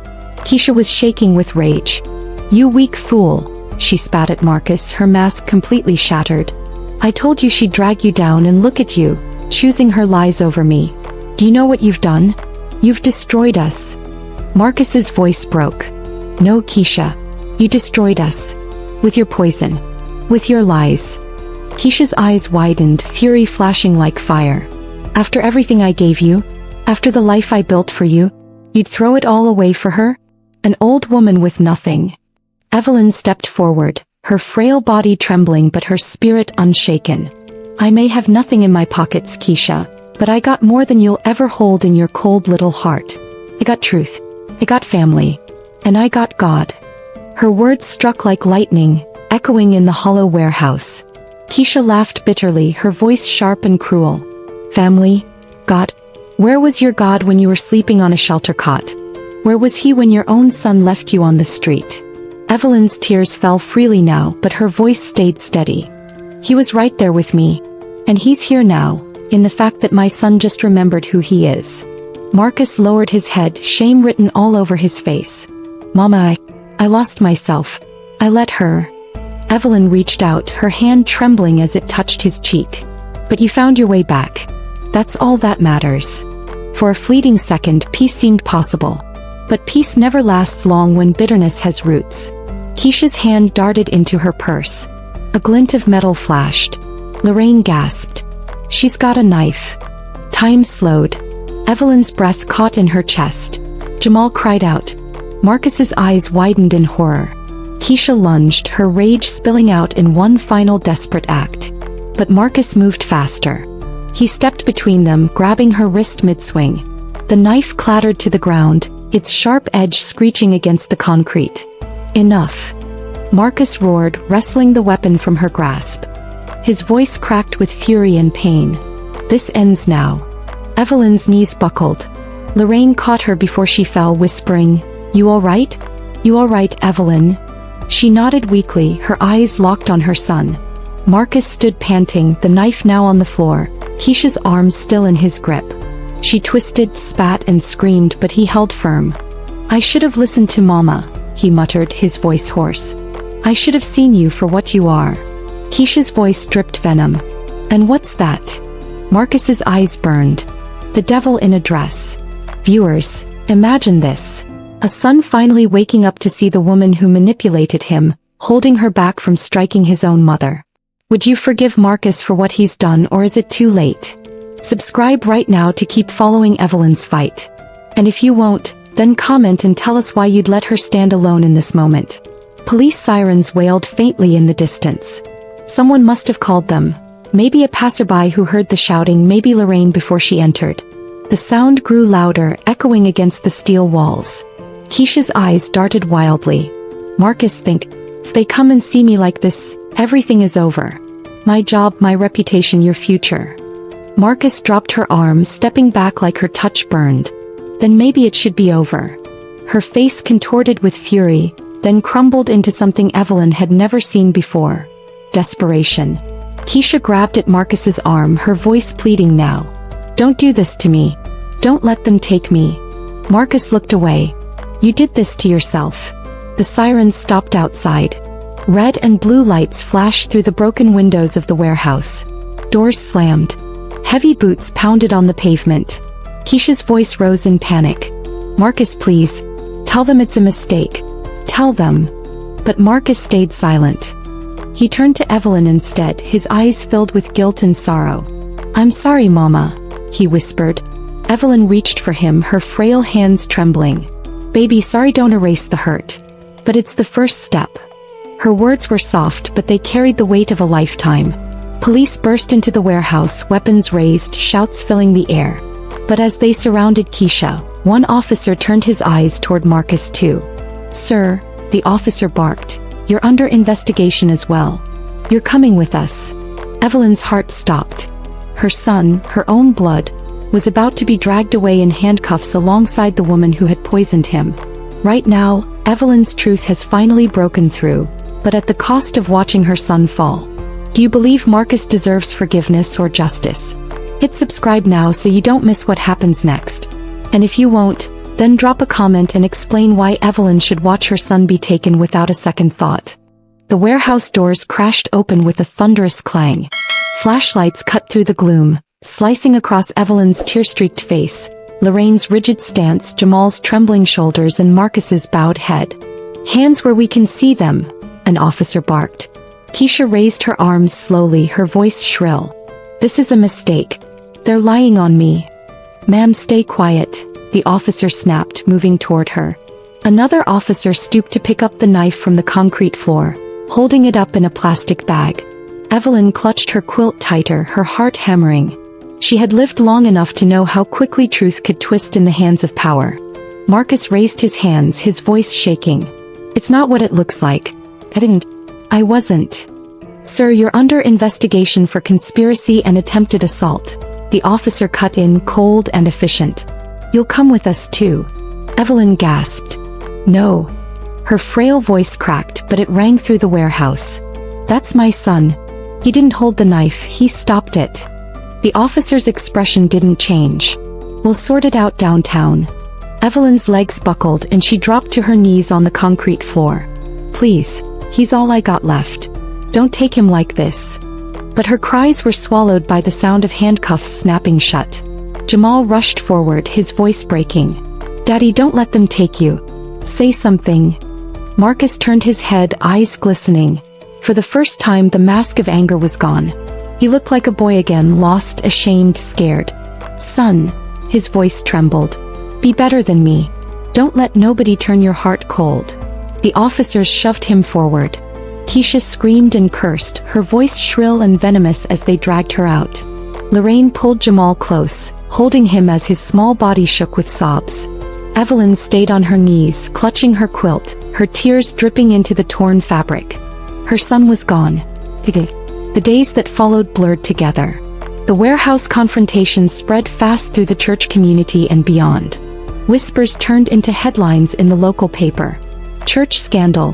Family drama ends in arrest. Some neighbors avoided Evelyn, not wanting to be tangled in the mess. Others brought her food, hugged her tightly and whispered, "We're praying for you." At the shelter, women shook their heads in sympathy. "Child, you've been through enough for 10 lifetimes, Madeline said, rubbing Evelyn's back. But Evelyn's spirit was torn. She had wanted truth and truth had come. But at what cost? Her son sat in a jail cell, his name stained, his children broken. And she was left to wonder whether fighting had saved her family, or destroyed it. One afternoon, Pastor Williams came to visit. He found Evelyn sitting outside the shelter, quilt draped over her lap, her eyes fixed on the street. "Evelyn," he said gently, "how's your heart?" Her lips trembled. "Heavy, Pastor. Heavy like stones." He nodded, his face lined with compassion. "Truth is costly. Folks think it sets you free and leaves you skipping down the road. But sometimes it breaks chains by breaking hearts first." Evelyn wiped her eyes. "They took my baby, Pastor. They cuffed him like a criminal in front of his own son. And maybe he deserved it. Maybe he did. But he's still mine. He's still my boy." Pastor Williams placed a hand over hers. "And that's what makes you a mother. You don't stop loving even when love hurts." "But Evelyn, listen. Marcus's story ain't done yet. Don't bury him while he's still breathing." That night, Evelyn sat alone in her cot, the torn quilt pulled around her shoulders. She stared at the ceiling, whispering into the darkness. "Lord, am I wrong? Did I push too hard? Did I drag my son down when all I wanted was to stand tall again? If I sinned in this fight, forgive me. If I walked in truth, strengthen me. But please, please don't let Marcus die in spirit before he finds his way back to you." Her tears soaked the pillow, but in the stillness she felt something stir. Not peace, but a stubborn hope. A week later, Evelyn received a visitor. It was Jamal, his backpack slung over his shoulder, his eyes weary. He sat beside her on the cot, silent for a long time. Finally he whispered, "Grandma, Daddy called from jail. He said he was sorry." Evelyn's chest ached. "He did?" Jamal nodded. "He said he don't know how long they'll keep him, but he wanted me to tell you. He remembers the smell of your cornbread. He said that's what he dreamed about last night." The tears Evelyn had tried to hold back spilled over. She pulled Jamal into her arms, rocking him gently like she had when he was small. "Maybe," she whispered, "God's still working on him." Dear viewers, imagine your only son locked away, finally admitting he remembers the warmth of your cornbread more than the poison of his wife's lies. Would you forgive him or close your heart forever? Subscribe right now if you believe redemption is possible. And if you won't, then explain in the comments why Evelyn should give up on her own child. But even as Evelyn clung to that shred of hope, shadows lingered. Late that night as she returned to her cot, she found another envelope waiting. Her pulse quickened as she opened it. Inside was a photograph. Her sitting outside the shelter with Jamal, unaware someone was watching. On the back, scrawled in familiar handwriting, were 3 words. "This ain't finished." Evelyn's heart sank. Keisha might have been behind bars, but her reach wasn't broken. Evelyn sat frozen on the edge of her cot, the photo trembling in her hands. The truth was out, the arrest had been made, but someone still wanted her gone. And this time it wasn't just about Marcus. It was about survival. Just when Evelyn thought the storm was over, a darker threat has crept back into her life. Who sent the photo? And how far will they go to silence her for good? Subscribe right now to find out. And if you won't, then comment why Evelyn should face the next battle alone. The silence in the courtroom lingered long after Evelyn's words. Her frail voice had trembled, But the truth carried enough weight to shatter every mask, every carefully rehearsed lie. The congregation, the neighbors, even strangers sat stiff, unable to deny what had been revealed. But silence never lasts. Not when lies feel threatened. From the bench, Keisha's voice rose, sharp and trembling, not with guilt but with fury. "She's twisting everything. Don't y'all see?" Evelyn's confused. "She's bitter. She's..." "Enough." Pastor Williams's baritone cut through the room like thunder. His silver hair glinted under the lights as he turned to Keisha. "I heard the recording with my own ears. And I've watched Evelyn serve this community with love for decades. Don't you dare call her bitter." The congregation erupted, murmurs buzzing like an angry hive. Some nodded in agreement with the pastor. Others stole glances at Marcus, their faces painted with disbelief. Marcus, however, kept his eyes locked on the floor, sweat beading at his temple. His son, Jamal, leaned forward from the pew behind him, fists balled so tight his knuckles turned white. "Daddy," Jamal muttered under his breath, loud enough for those nearest to hear, "you need to own up. You can't keep lying in God's house." The words cut Marcus deeper than Evelyn's truth ever could. For the first time, shame crept into his hardened face. He stood slowly, his suit jacket pulling tight across his shoulders. Maybe I could have handled things differently," he said, his voice low. "But Mama," he turned, his eyes finally meeting Evelyn's, "you don't know what it's like. The pressure, the bills, the weight I carry. I was drowning." Evelyn's chest heaved. "And so you threw me overboard?" The courtroom gasped. Marcus flinched as though the words had struck him across the face. Evelyn's voice rose, cracked but fierce. "I carried you in my womb when I didn't know how I'd eat the next day. I worked 2 jobs when my bones ached so you could sit in classrooms with shoes on your feet. I buried your father with my own hands holding the shovel of grief, and I still stood tall so you could lean on me. And you repay me by putting me on the street like trash." Marcus's face twisted, pride warring with guilt. And that's when Keisha stood, her voice breaking the air like a whip. "Stop letting her play victim," she snapped, pointing at Evelyn. "Don't you all see what she's doing? He's trying to destroy my family. She's jealous of the life Marcus built without her. But her words were drowned out by gasps, because Jamal had risen to his feet. His young voice rang out, clear, sharp, defiant. "Jealous?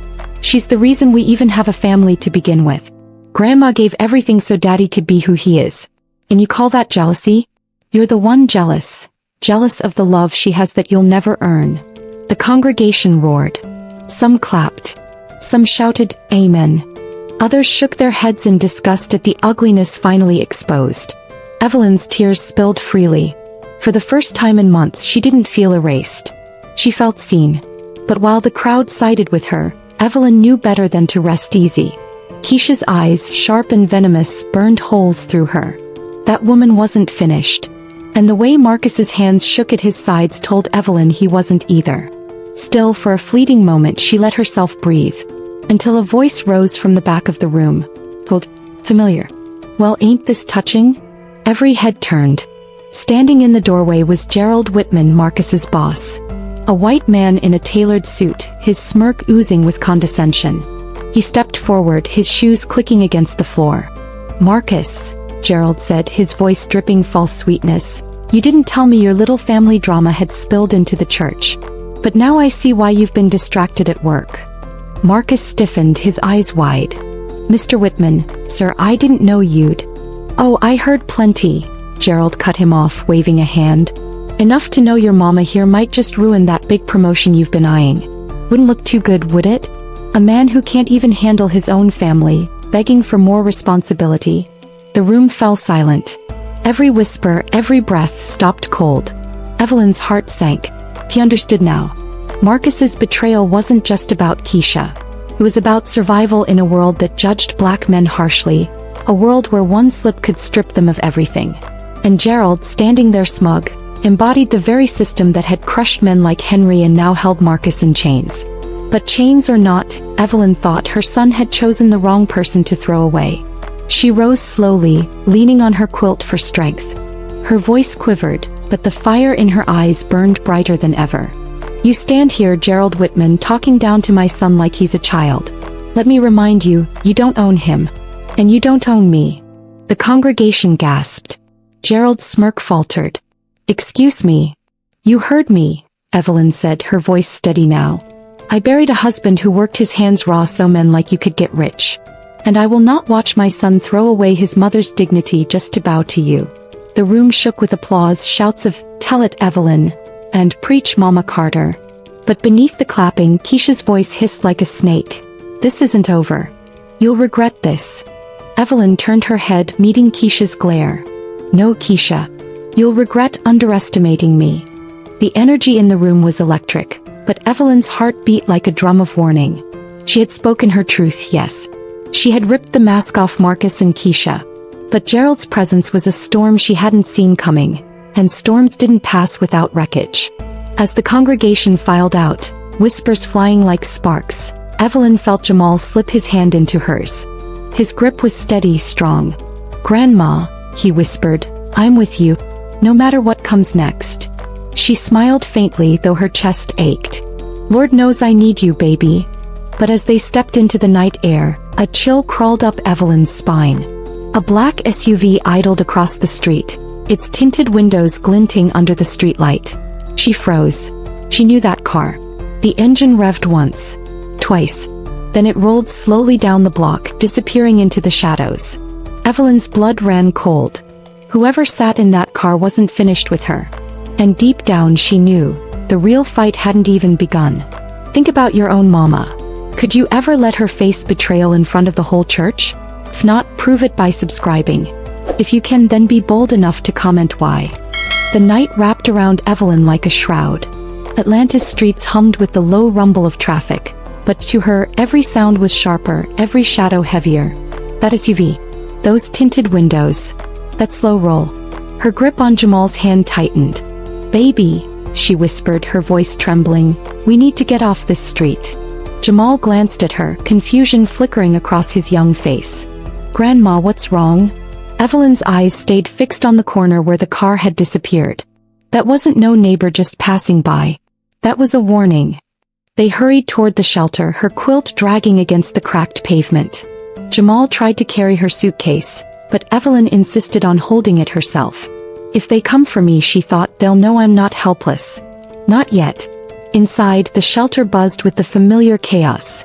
Crying babies, women whispering, the rustle of thin blankets. But Evelyn couldn't shake the chill from her bones. She laid her suitcase beside her cot, sat down slowly and whispered a prayer under her breath. "Lord, cover us. Cover Jamal. Don't let the enemy take us down." Jamal sat beside her, restless. "Grandma, you think Daddy sent that car?" Evelyn swallowed hard. She didn't want to believe it, but the truth was clear in her gut. "Your daddy's in deep, baby.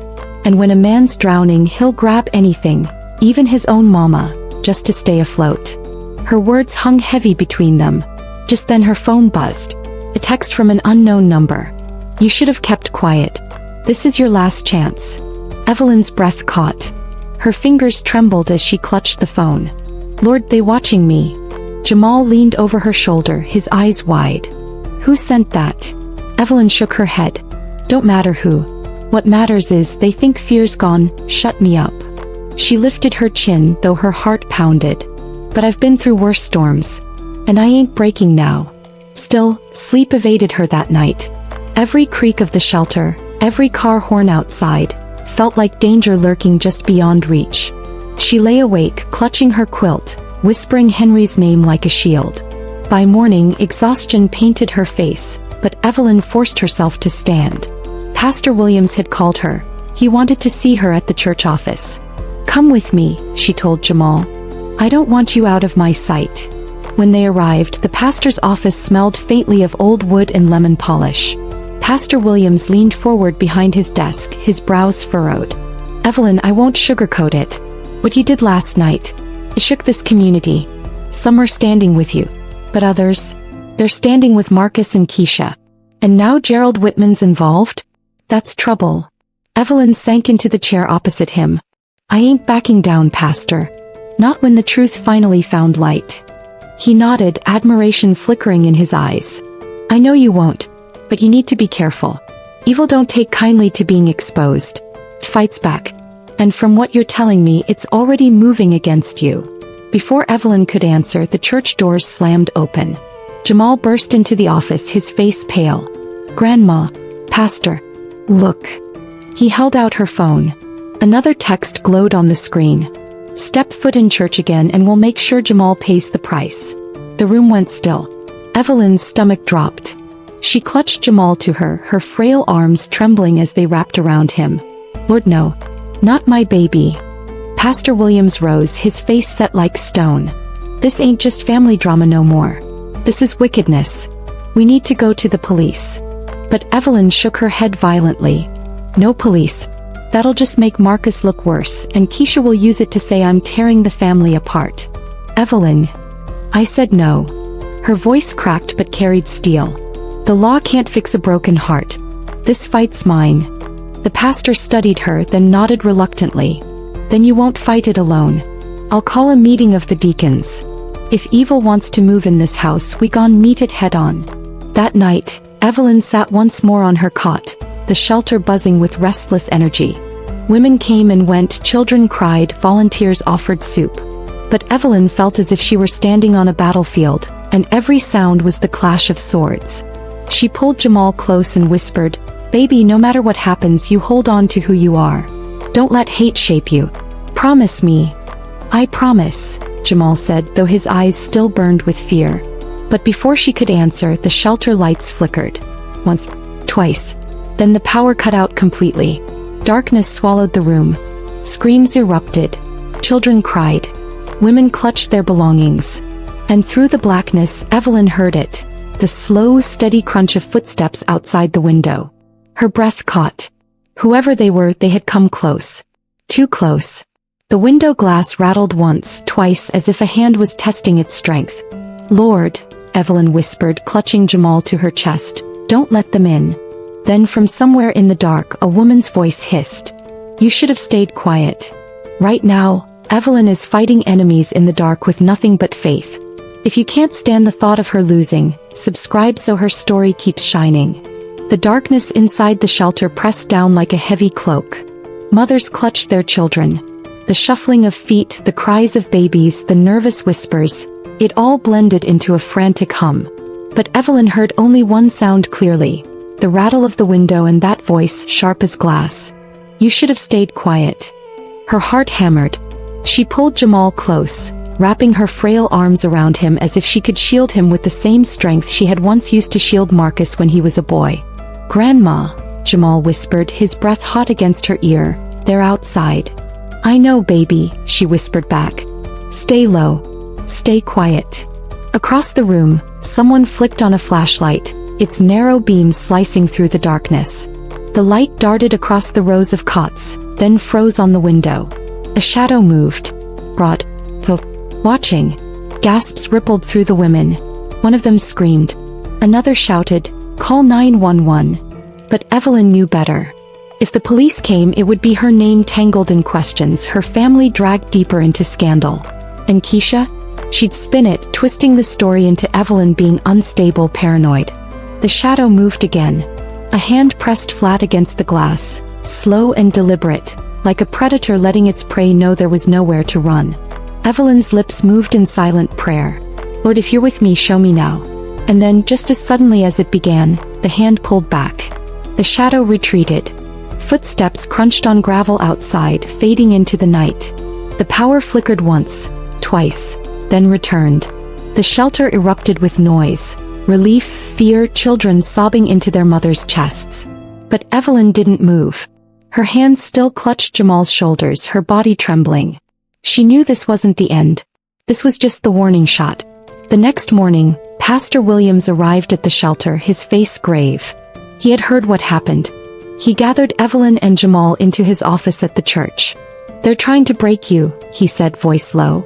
"They want you to be so afraid you'll run, or worse, stay silent."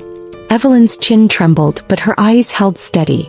"Pastor, they can shake my body, but they can't silence my soul. Not after all I've lived through." Pastor Williams studied her with quiet respect. "That's the spirit of a fighter. But Evelyn, understand, once you speak truth to power, power strikes back harder. Gerald Whitman is no small man in this city. He's got money, influence, people who'll protect him. And Marcus, Your boy is caught in his grip. Evelyn pressed her hand to her chest. Then let Gerald hear me. Let Marcus hear me. Let the whole world hear me. I'm not dead yet. Jamal nodded fiercely. And I'm with her. The pastor exhaled slowly. Then you'll need more than faith. You'll need allies. Later that day, Evelyn walked through the neighborhood where she had once lived with Henry. The streets were familiar. Children chasing each other barefoot, men gathered at corner stores, women on porches fanning themselves from the heat. Some of them smiled when they saw her. Others looked away, their expressions caught between pity and doubt. The whispers still lingered. Poor Evelyn can't let go of the past. Marcus takes care of her, but she don't appreciate it. She ought to be grateful she even got a place to stay. Every word pierced her like a thorn. But Evelyn lifted her chin higher. She would not bow to lies. At the corner she spotted Lorraine, the neighbor who had given her the flash drive. Lorraine waved her over. "Child, you look tired," Lorraine said, concern etched across her face. "Tired but standing," Evelyn replied. "That's all I got left." Lorraine leaned in. "I heard about last night. They don't scare me. If they come for you again, you know where my door is." Evelyn's eyes softened. "You've done more for me than my own blood, Lorraine. I won't forget that."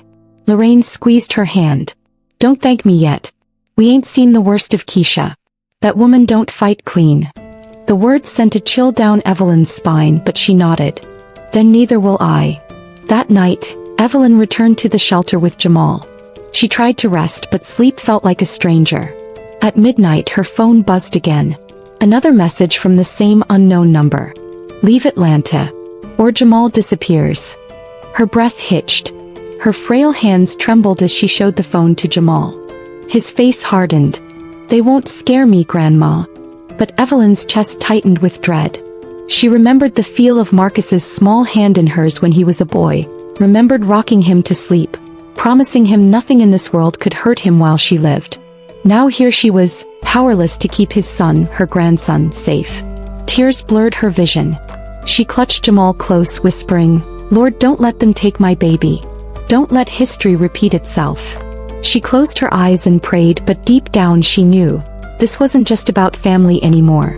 This was about survival. And if she wanted to protect Jamal, she would have to do something she had never done before. She would have to fight fire with fire. Evelyn sat up in her cot, her quilt wrapped tight, her mind racing. She thought of Lorraine's recordings, of Gerald Whitman's smirk, of Keisha's venom. He had proof. He had allies. Now she needed a plan.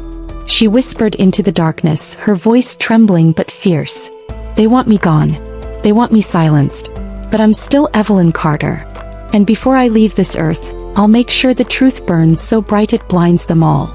The night seemed to lean closer, listening. And just outside the shelter window, headlights flickered once before vanishing into the dark. The hunt wasn't over. It had only just begun. If you were Evelyn, with your own grandchild's life threatened just for speaking the truth, would you run silent into the night? Or would you fight back? If you know you'd fight, subscribe right now so you never miss how Evelyn's war unfolds. The morning sun rose over Atlanta, but to Evelyn it felt like a false light, bright in the sky yet heavy with shadows. She sat at the edge of her cot, quilt draped across her knees, Bible open in her lap. Her lips moved in silent prayer, but her eyes burned with something new. Resolve. Jamal stirred beside her, still in his hoodie from the night before. He had stayed awake as long as he could, guarding her like a soldier, but exhaustion finally pulled him under.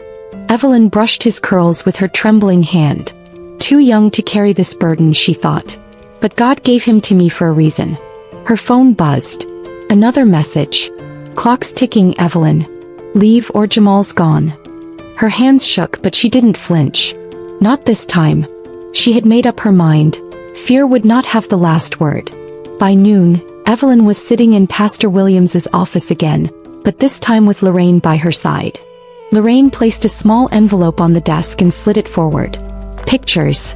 Recordings. Every bit of dirt I've collected on Keisha and Gerald. If they want war, let's give them one." Pastor Williams's brow furrowed. "Sister Lorraine, this ain't the Lord's way. The Lord don't bless bullies." Lorraine cut him off sharply. "And Gerald Whitman's been bullying this family for too long. If Marcus don't wake up soon, he'll drown with Gerald pulling the strings." Evelyn looked between them, her frail fingers tapping her Bible. Then maybe it's time the truth left these four walls. Maybe the whole city needs to hear it. The pastor leaned back, eyes heavy. You mean public? Evelyn nodded. Public. Loud. Where lies can't smother it. That evening, Lorraine led Evelyn and Jamal to her living room. A laptop sat open on the coffee table, the recordings queued, the photos displayed. Evelyn's eyes lingered on one in particular. Her suitcase at Marcus's door, packed before she ever woke up. Proof of betrayal frozen in time. Jamal clenched his fists. Grandma, let's post it. Put it everywhere. Instagram, TikTok, YouTube. Let the world see who they really are. Evelyn's breath caught. She had never posted a photo in her life. But Jamal's determination made her heart swell. Baby, you really think folks will listen? They'll have to, Jamal said. The internet don't play. Once it's out, it's out. Lorraine smirked. And Gerald can't buy silence off everybody. For the first time in weeks, Evelyn felt something stir inside her chest. Not fear. Not grief. But power. She leaned forward, her wrinkled hand resting on Jamal's. Then let's do it. Let's tell the truth so loud the devil himself can't drown it. But even as Evelyn prepared to hit record on the camera, a sound shattered the moment. Glass. Breaking. Lorraine shot to her feet. What the? Another crash echoed from the back of the house. Jamal jumped up, eyes wide. Evelyn froze, her heart slamming against her ribs. Then came footsteps. Heavy. Multiple. Moving inside the house. Down. Lorraine hissed, grabbing Evelyn's arm and yanking her to the floor. 3 men stormed into the living room, faces hidden under dark hoodies, boots thudding against the hardwood. One of them pointed straight at Evelyn. She's the one. Evelyn's blood ran cold. Jamal stepped in front of her, fists raised. You're not touching her. The tallest man laughed, low and cruel. Move, boy. This ain't your fight. But Jamal didn't budge. His voice shook, but it carried fire. If you want her, you'll have to go through me. Evelyn's heart broke and swelled all at once. Her grandson, her baby, standing as a shield. Just as Henry once did for her. Lorraine snatched a lamp from the table and swung it, striking one of the intruders across the shoulder. He stumbled back with a curse, but the others pressed forward. Grab her, the tall one barked. Evelyn clutched her quilt tight, whispering, Lord, give me strength. She could feel the darkness pressing close, the weight of evil trying to drag her under. But she would not go quietly. Not now. Just as one man lunged, red and blue lights flooded the windows. Sirens wailed. Tires screeched. The intruders froze. A booming voice shouted from outside, Police! Hands where we can see them. In an instant, the men bolted, leaping through the back door, vanishing into the night. The room fell still, broken glass glittering across the floor. Evelyn's breath shook as she clutched Jamal. Baby, are you hurt? No, Jamal panted, his arms still tight around her. But Grandma, they were gonna take you. Lorraine collapsed onto the couch, breathing hard. They know the truth's coming out. That's why they came. Evelyn's hands trembled as she lifted her quilt. Then let them come. I ain't backing down.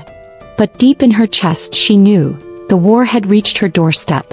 And next time the intruders might not leave empty-handed. If masked men stormed into your house just to silence your grandmother, would you let her fight alone? Or would you stand beside her?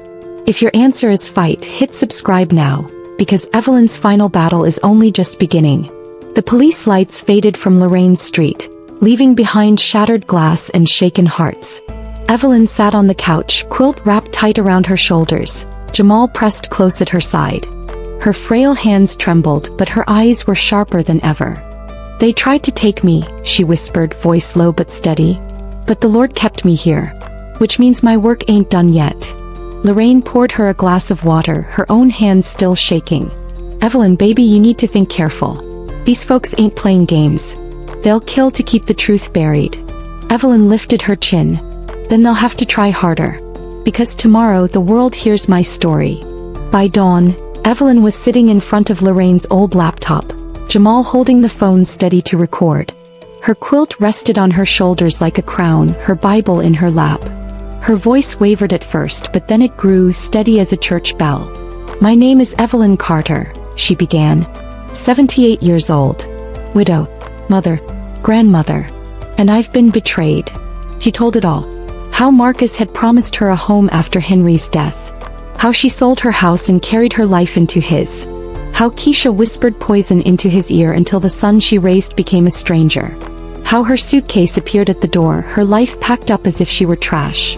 She spoke of the nights on the bench, the shelter, the lies told in church, the threats, the SUV, the men who stormed the house.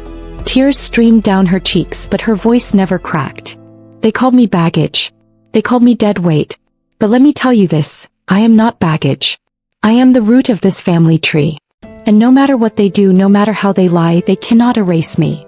Jamal whispered, "Ain," behind the camera. Evelyn's eyes burned with fire.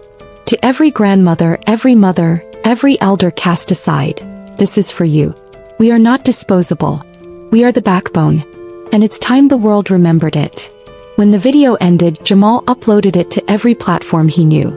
Within hours, views exploded. Thousands. Then tens of thousands. Comments poured in. People outraged, people weeping, people confessing they had lived the same pain. Evelyn Carter was no longer a forgotten grandmother. She was a voice for the silenced. But with the light came the storm. That evening, Marcus showed up at Lorraine's door. His face was pale, his eyes wild, his tie loosened like he'd been fighting with himself all day. "Mama," he said, breath ragged. "Why'd you do it? Why'd you have to shame me in front of the whole world?" Evelyn rose slowly, quilt slipping from her shoulders, her frail frame trembling but unbowed. "Shame you? Son, I raised you on love and sacrifice. You shamed yourself when you forgot me. When you let your wife pack my bags. When you chose pride over blood." Marcus's lip quivered. "You don't understand, Gerald, Gerald don't own you," Evelyn cut him off sharply. "You gave him that power when you turned from the woman who birthed you. But hear me now, Marcus, it ain't too late. You can still stand tall. You can still be the man your daddy prayed you'd be. But you gotta choose." Silence hung between them, heavy and raw. And then Keisha appeared. Her heels clicked against the hardwood, her dress immaculate as always, but her face was twisted with rage. "You think you've won?" she spat. "You think some sad little video's gonna save you? Evelyn, you've destroyed this family. You've turned my husband against me, poisoned my son, and dragged our name through the mud." Evelyn's eyes locked on hers. "No, Keisha. I didn't destroy this family. I revealed the truth. And the truth was already tearing us apart." Keisha's lips curled. "You won't stop me. You'll regret every word." She lunged forward, but Marcus caught her arm. His face was pale, his voice breaking. Just stop." For the first time, Evelyn saw it. The cracks in him, the boy he used to be fighting to break free. "Daddy." Jamal's voice was soft, trembling. "Please. Don't let her win." Marcus's chest heaved. His gaze darted between his son, his mother, his wife. And then slowly his hand dropped from Keisha's arm. "I can't do this anymore," he whispered. "Keisha, it's over." Her eyes blazed with fury. "Over? Over? You think you can just walk away from me after everything?" She turned her glare on Evelyn. "This is your fault. You'll pay for this." And then she stormed out, slamming the door so hard the walls rattled. Marcus collapsed onto the couch, burying his face in his hands. For the first time, Evelyn saw him cry. "Mama," he choked, "I'm sorry. I thought I was protecting us. I thought." Evelyn sank beside him, her frail hand resting on his back. "Son, protection don't come from lies. Comes from love. And you still got time to find it again." Jamal slipped onto the other side, wrapping his arms around his father. For the first time in years, 3 generations of Carters sat together, bound not by lies but by truth. But the story didn't end there. The next morning, news broke. Gerald Whitman had been arrested. Fraud.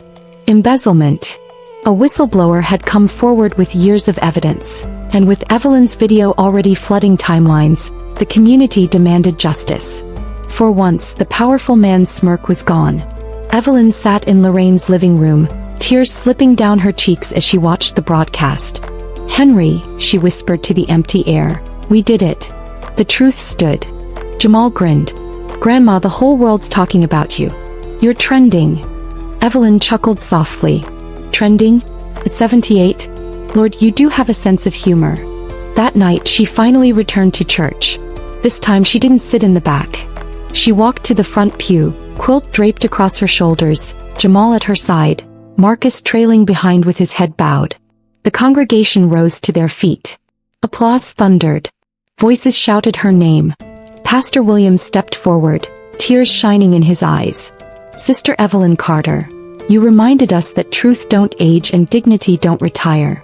You are proof that even when the world calls you baggage, God calls you beloved."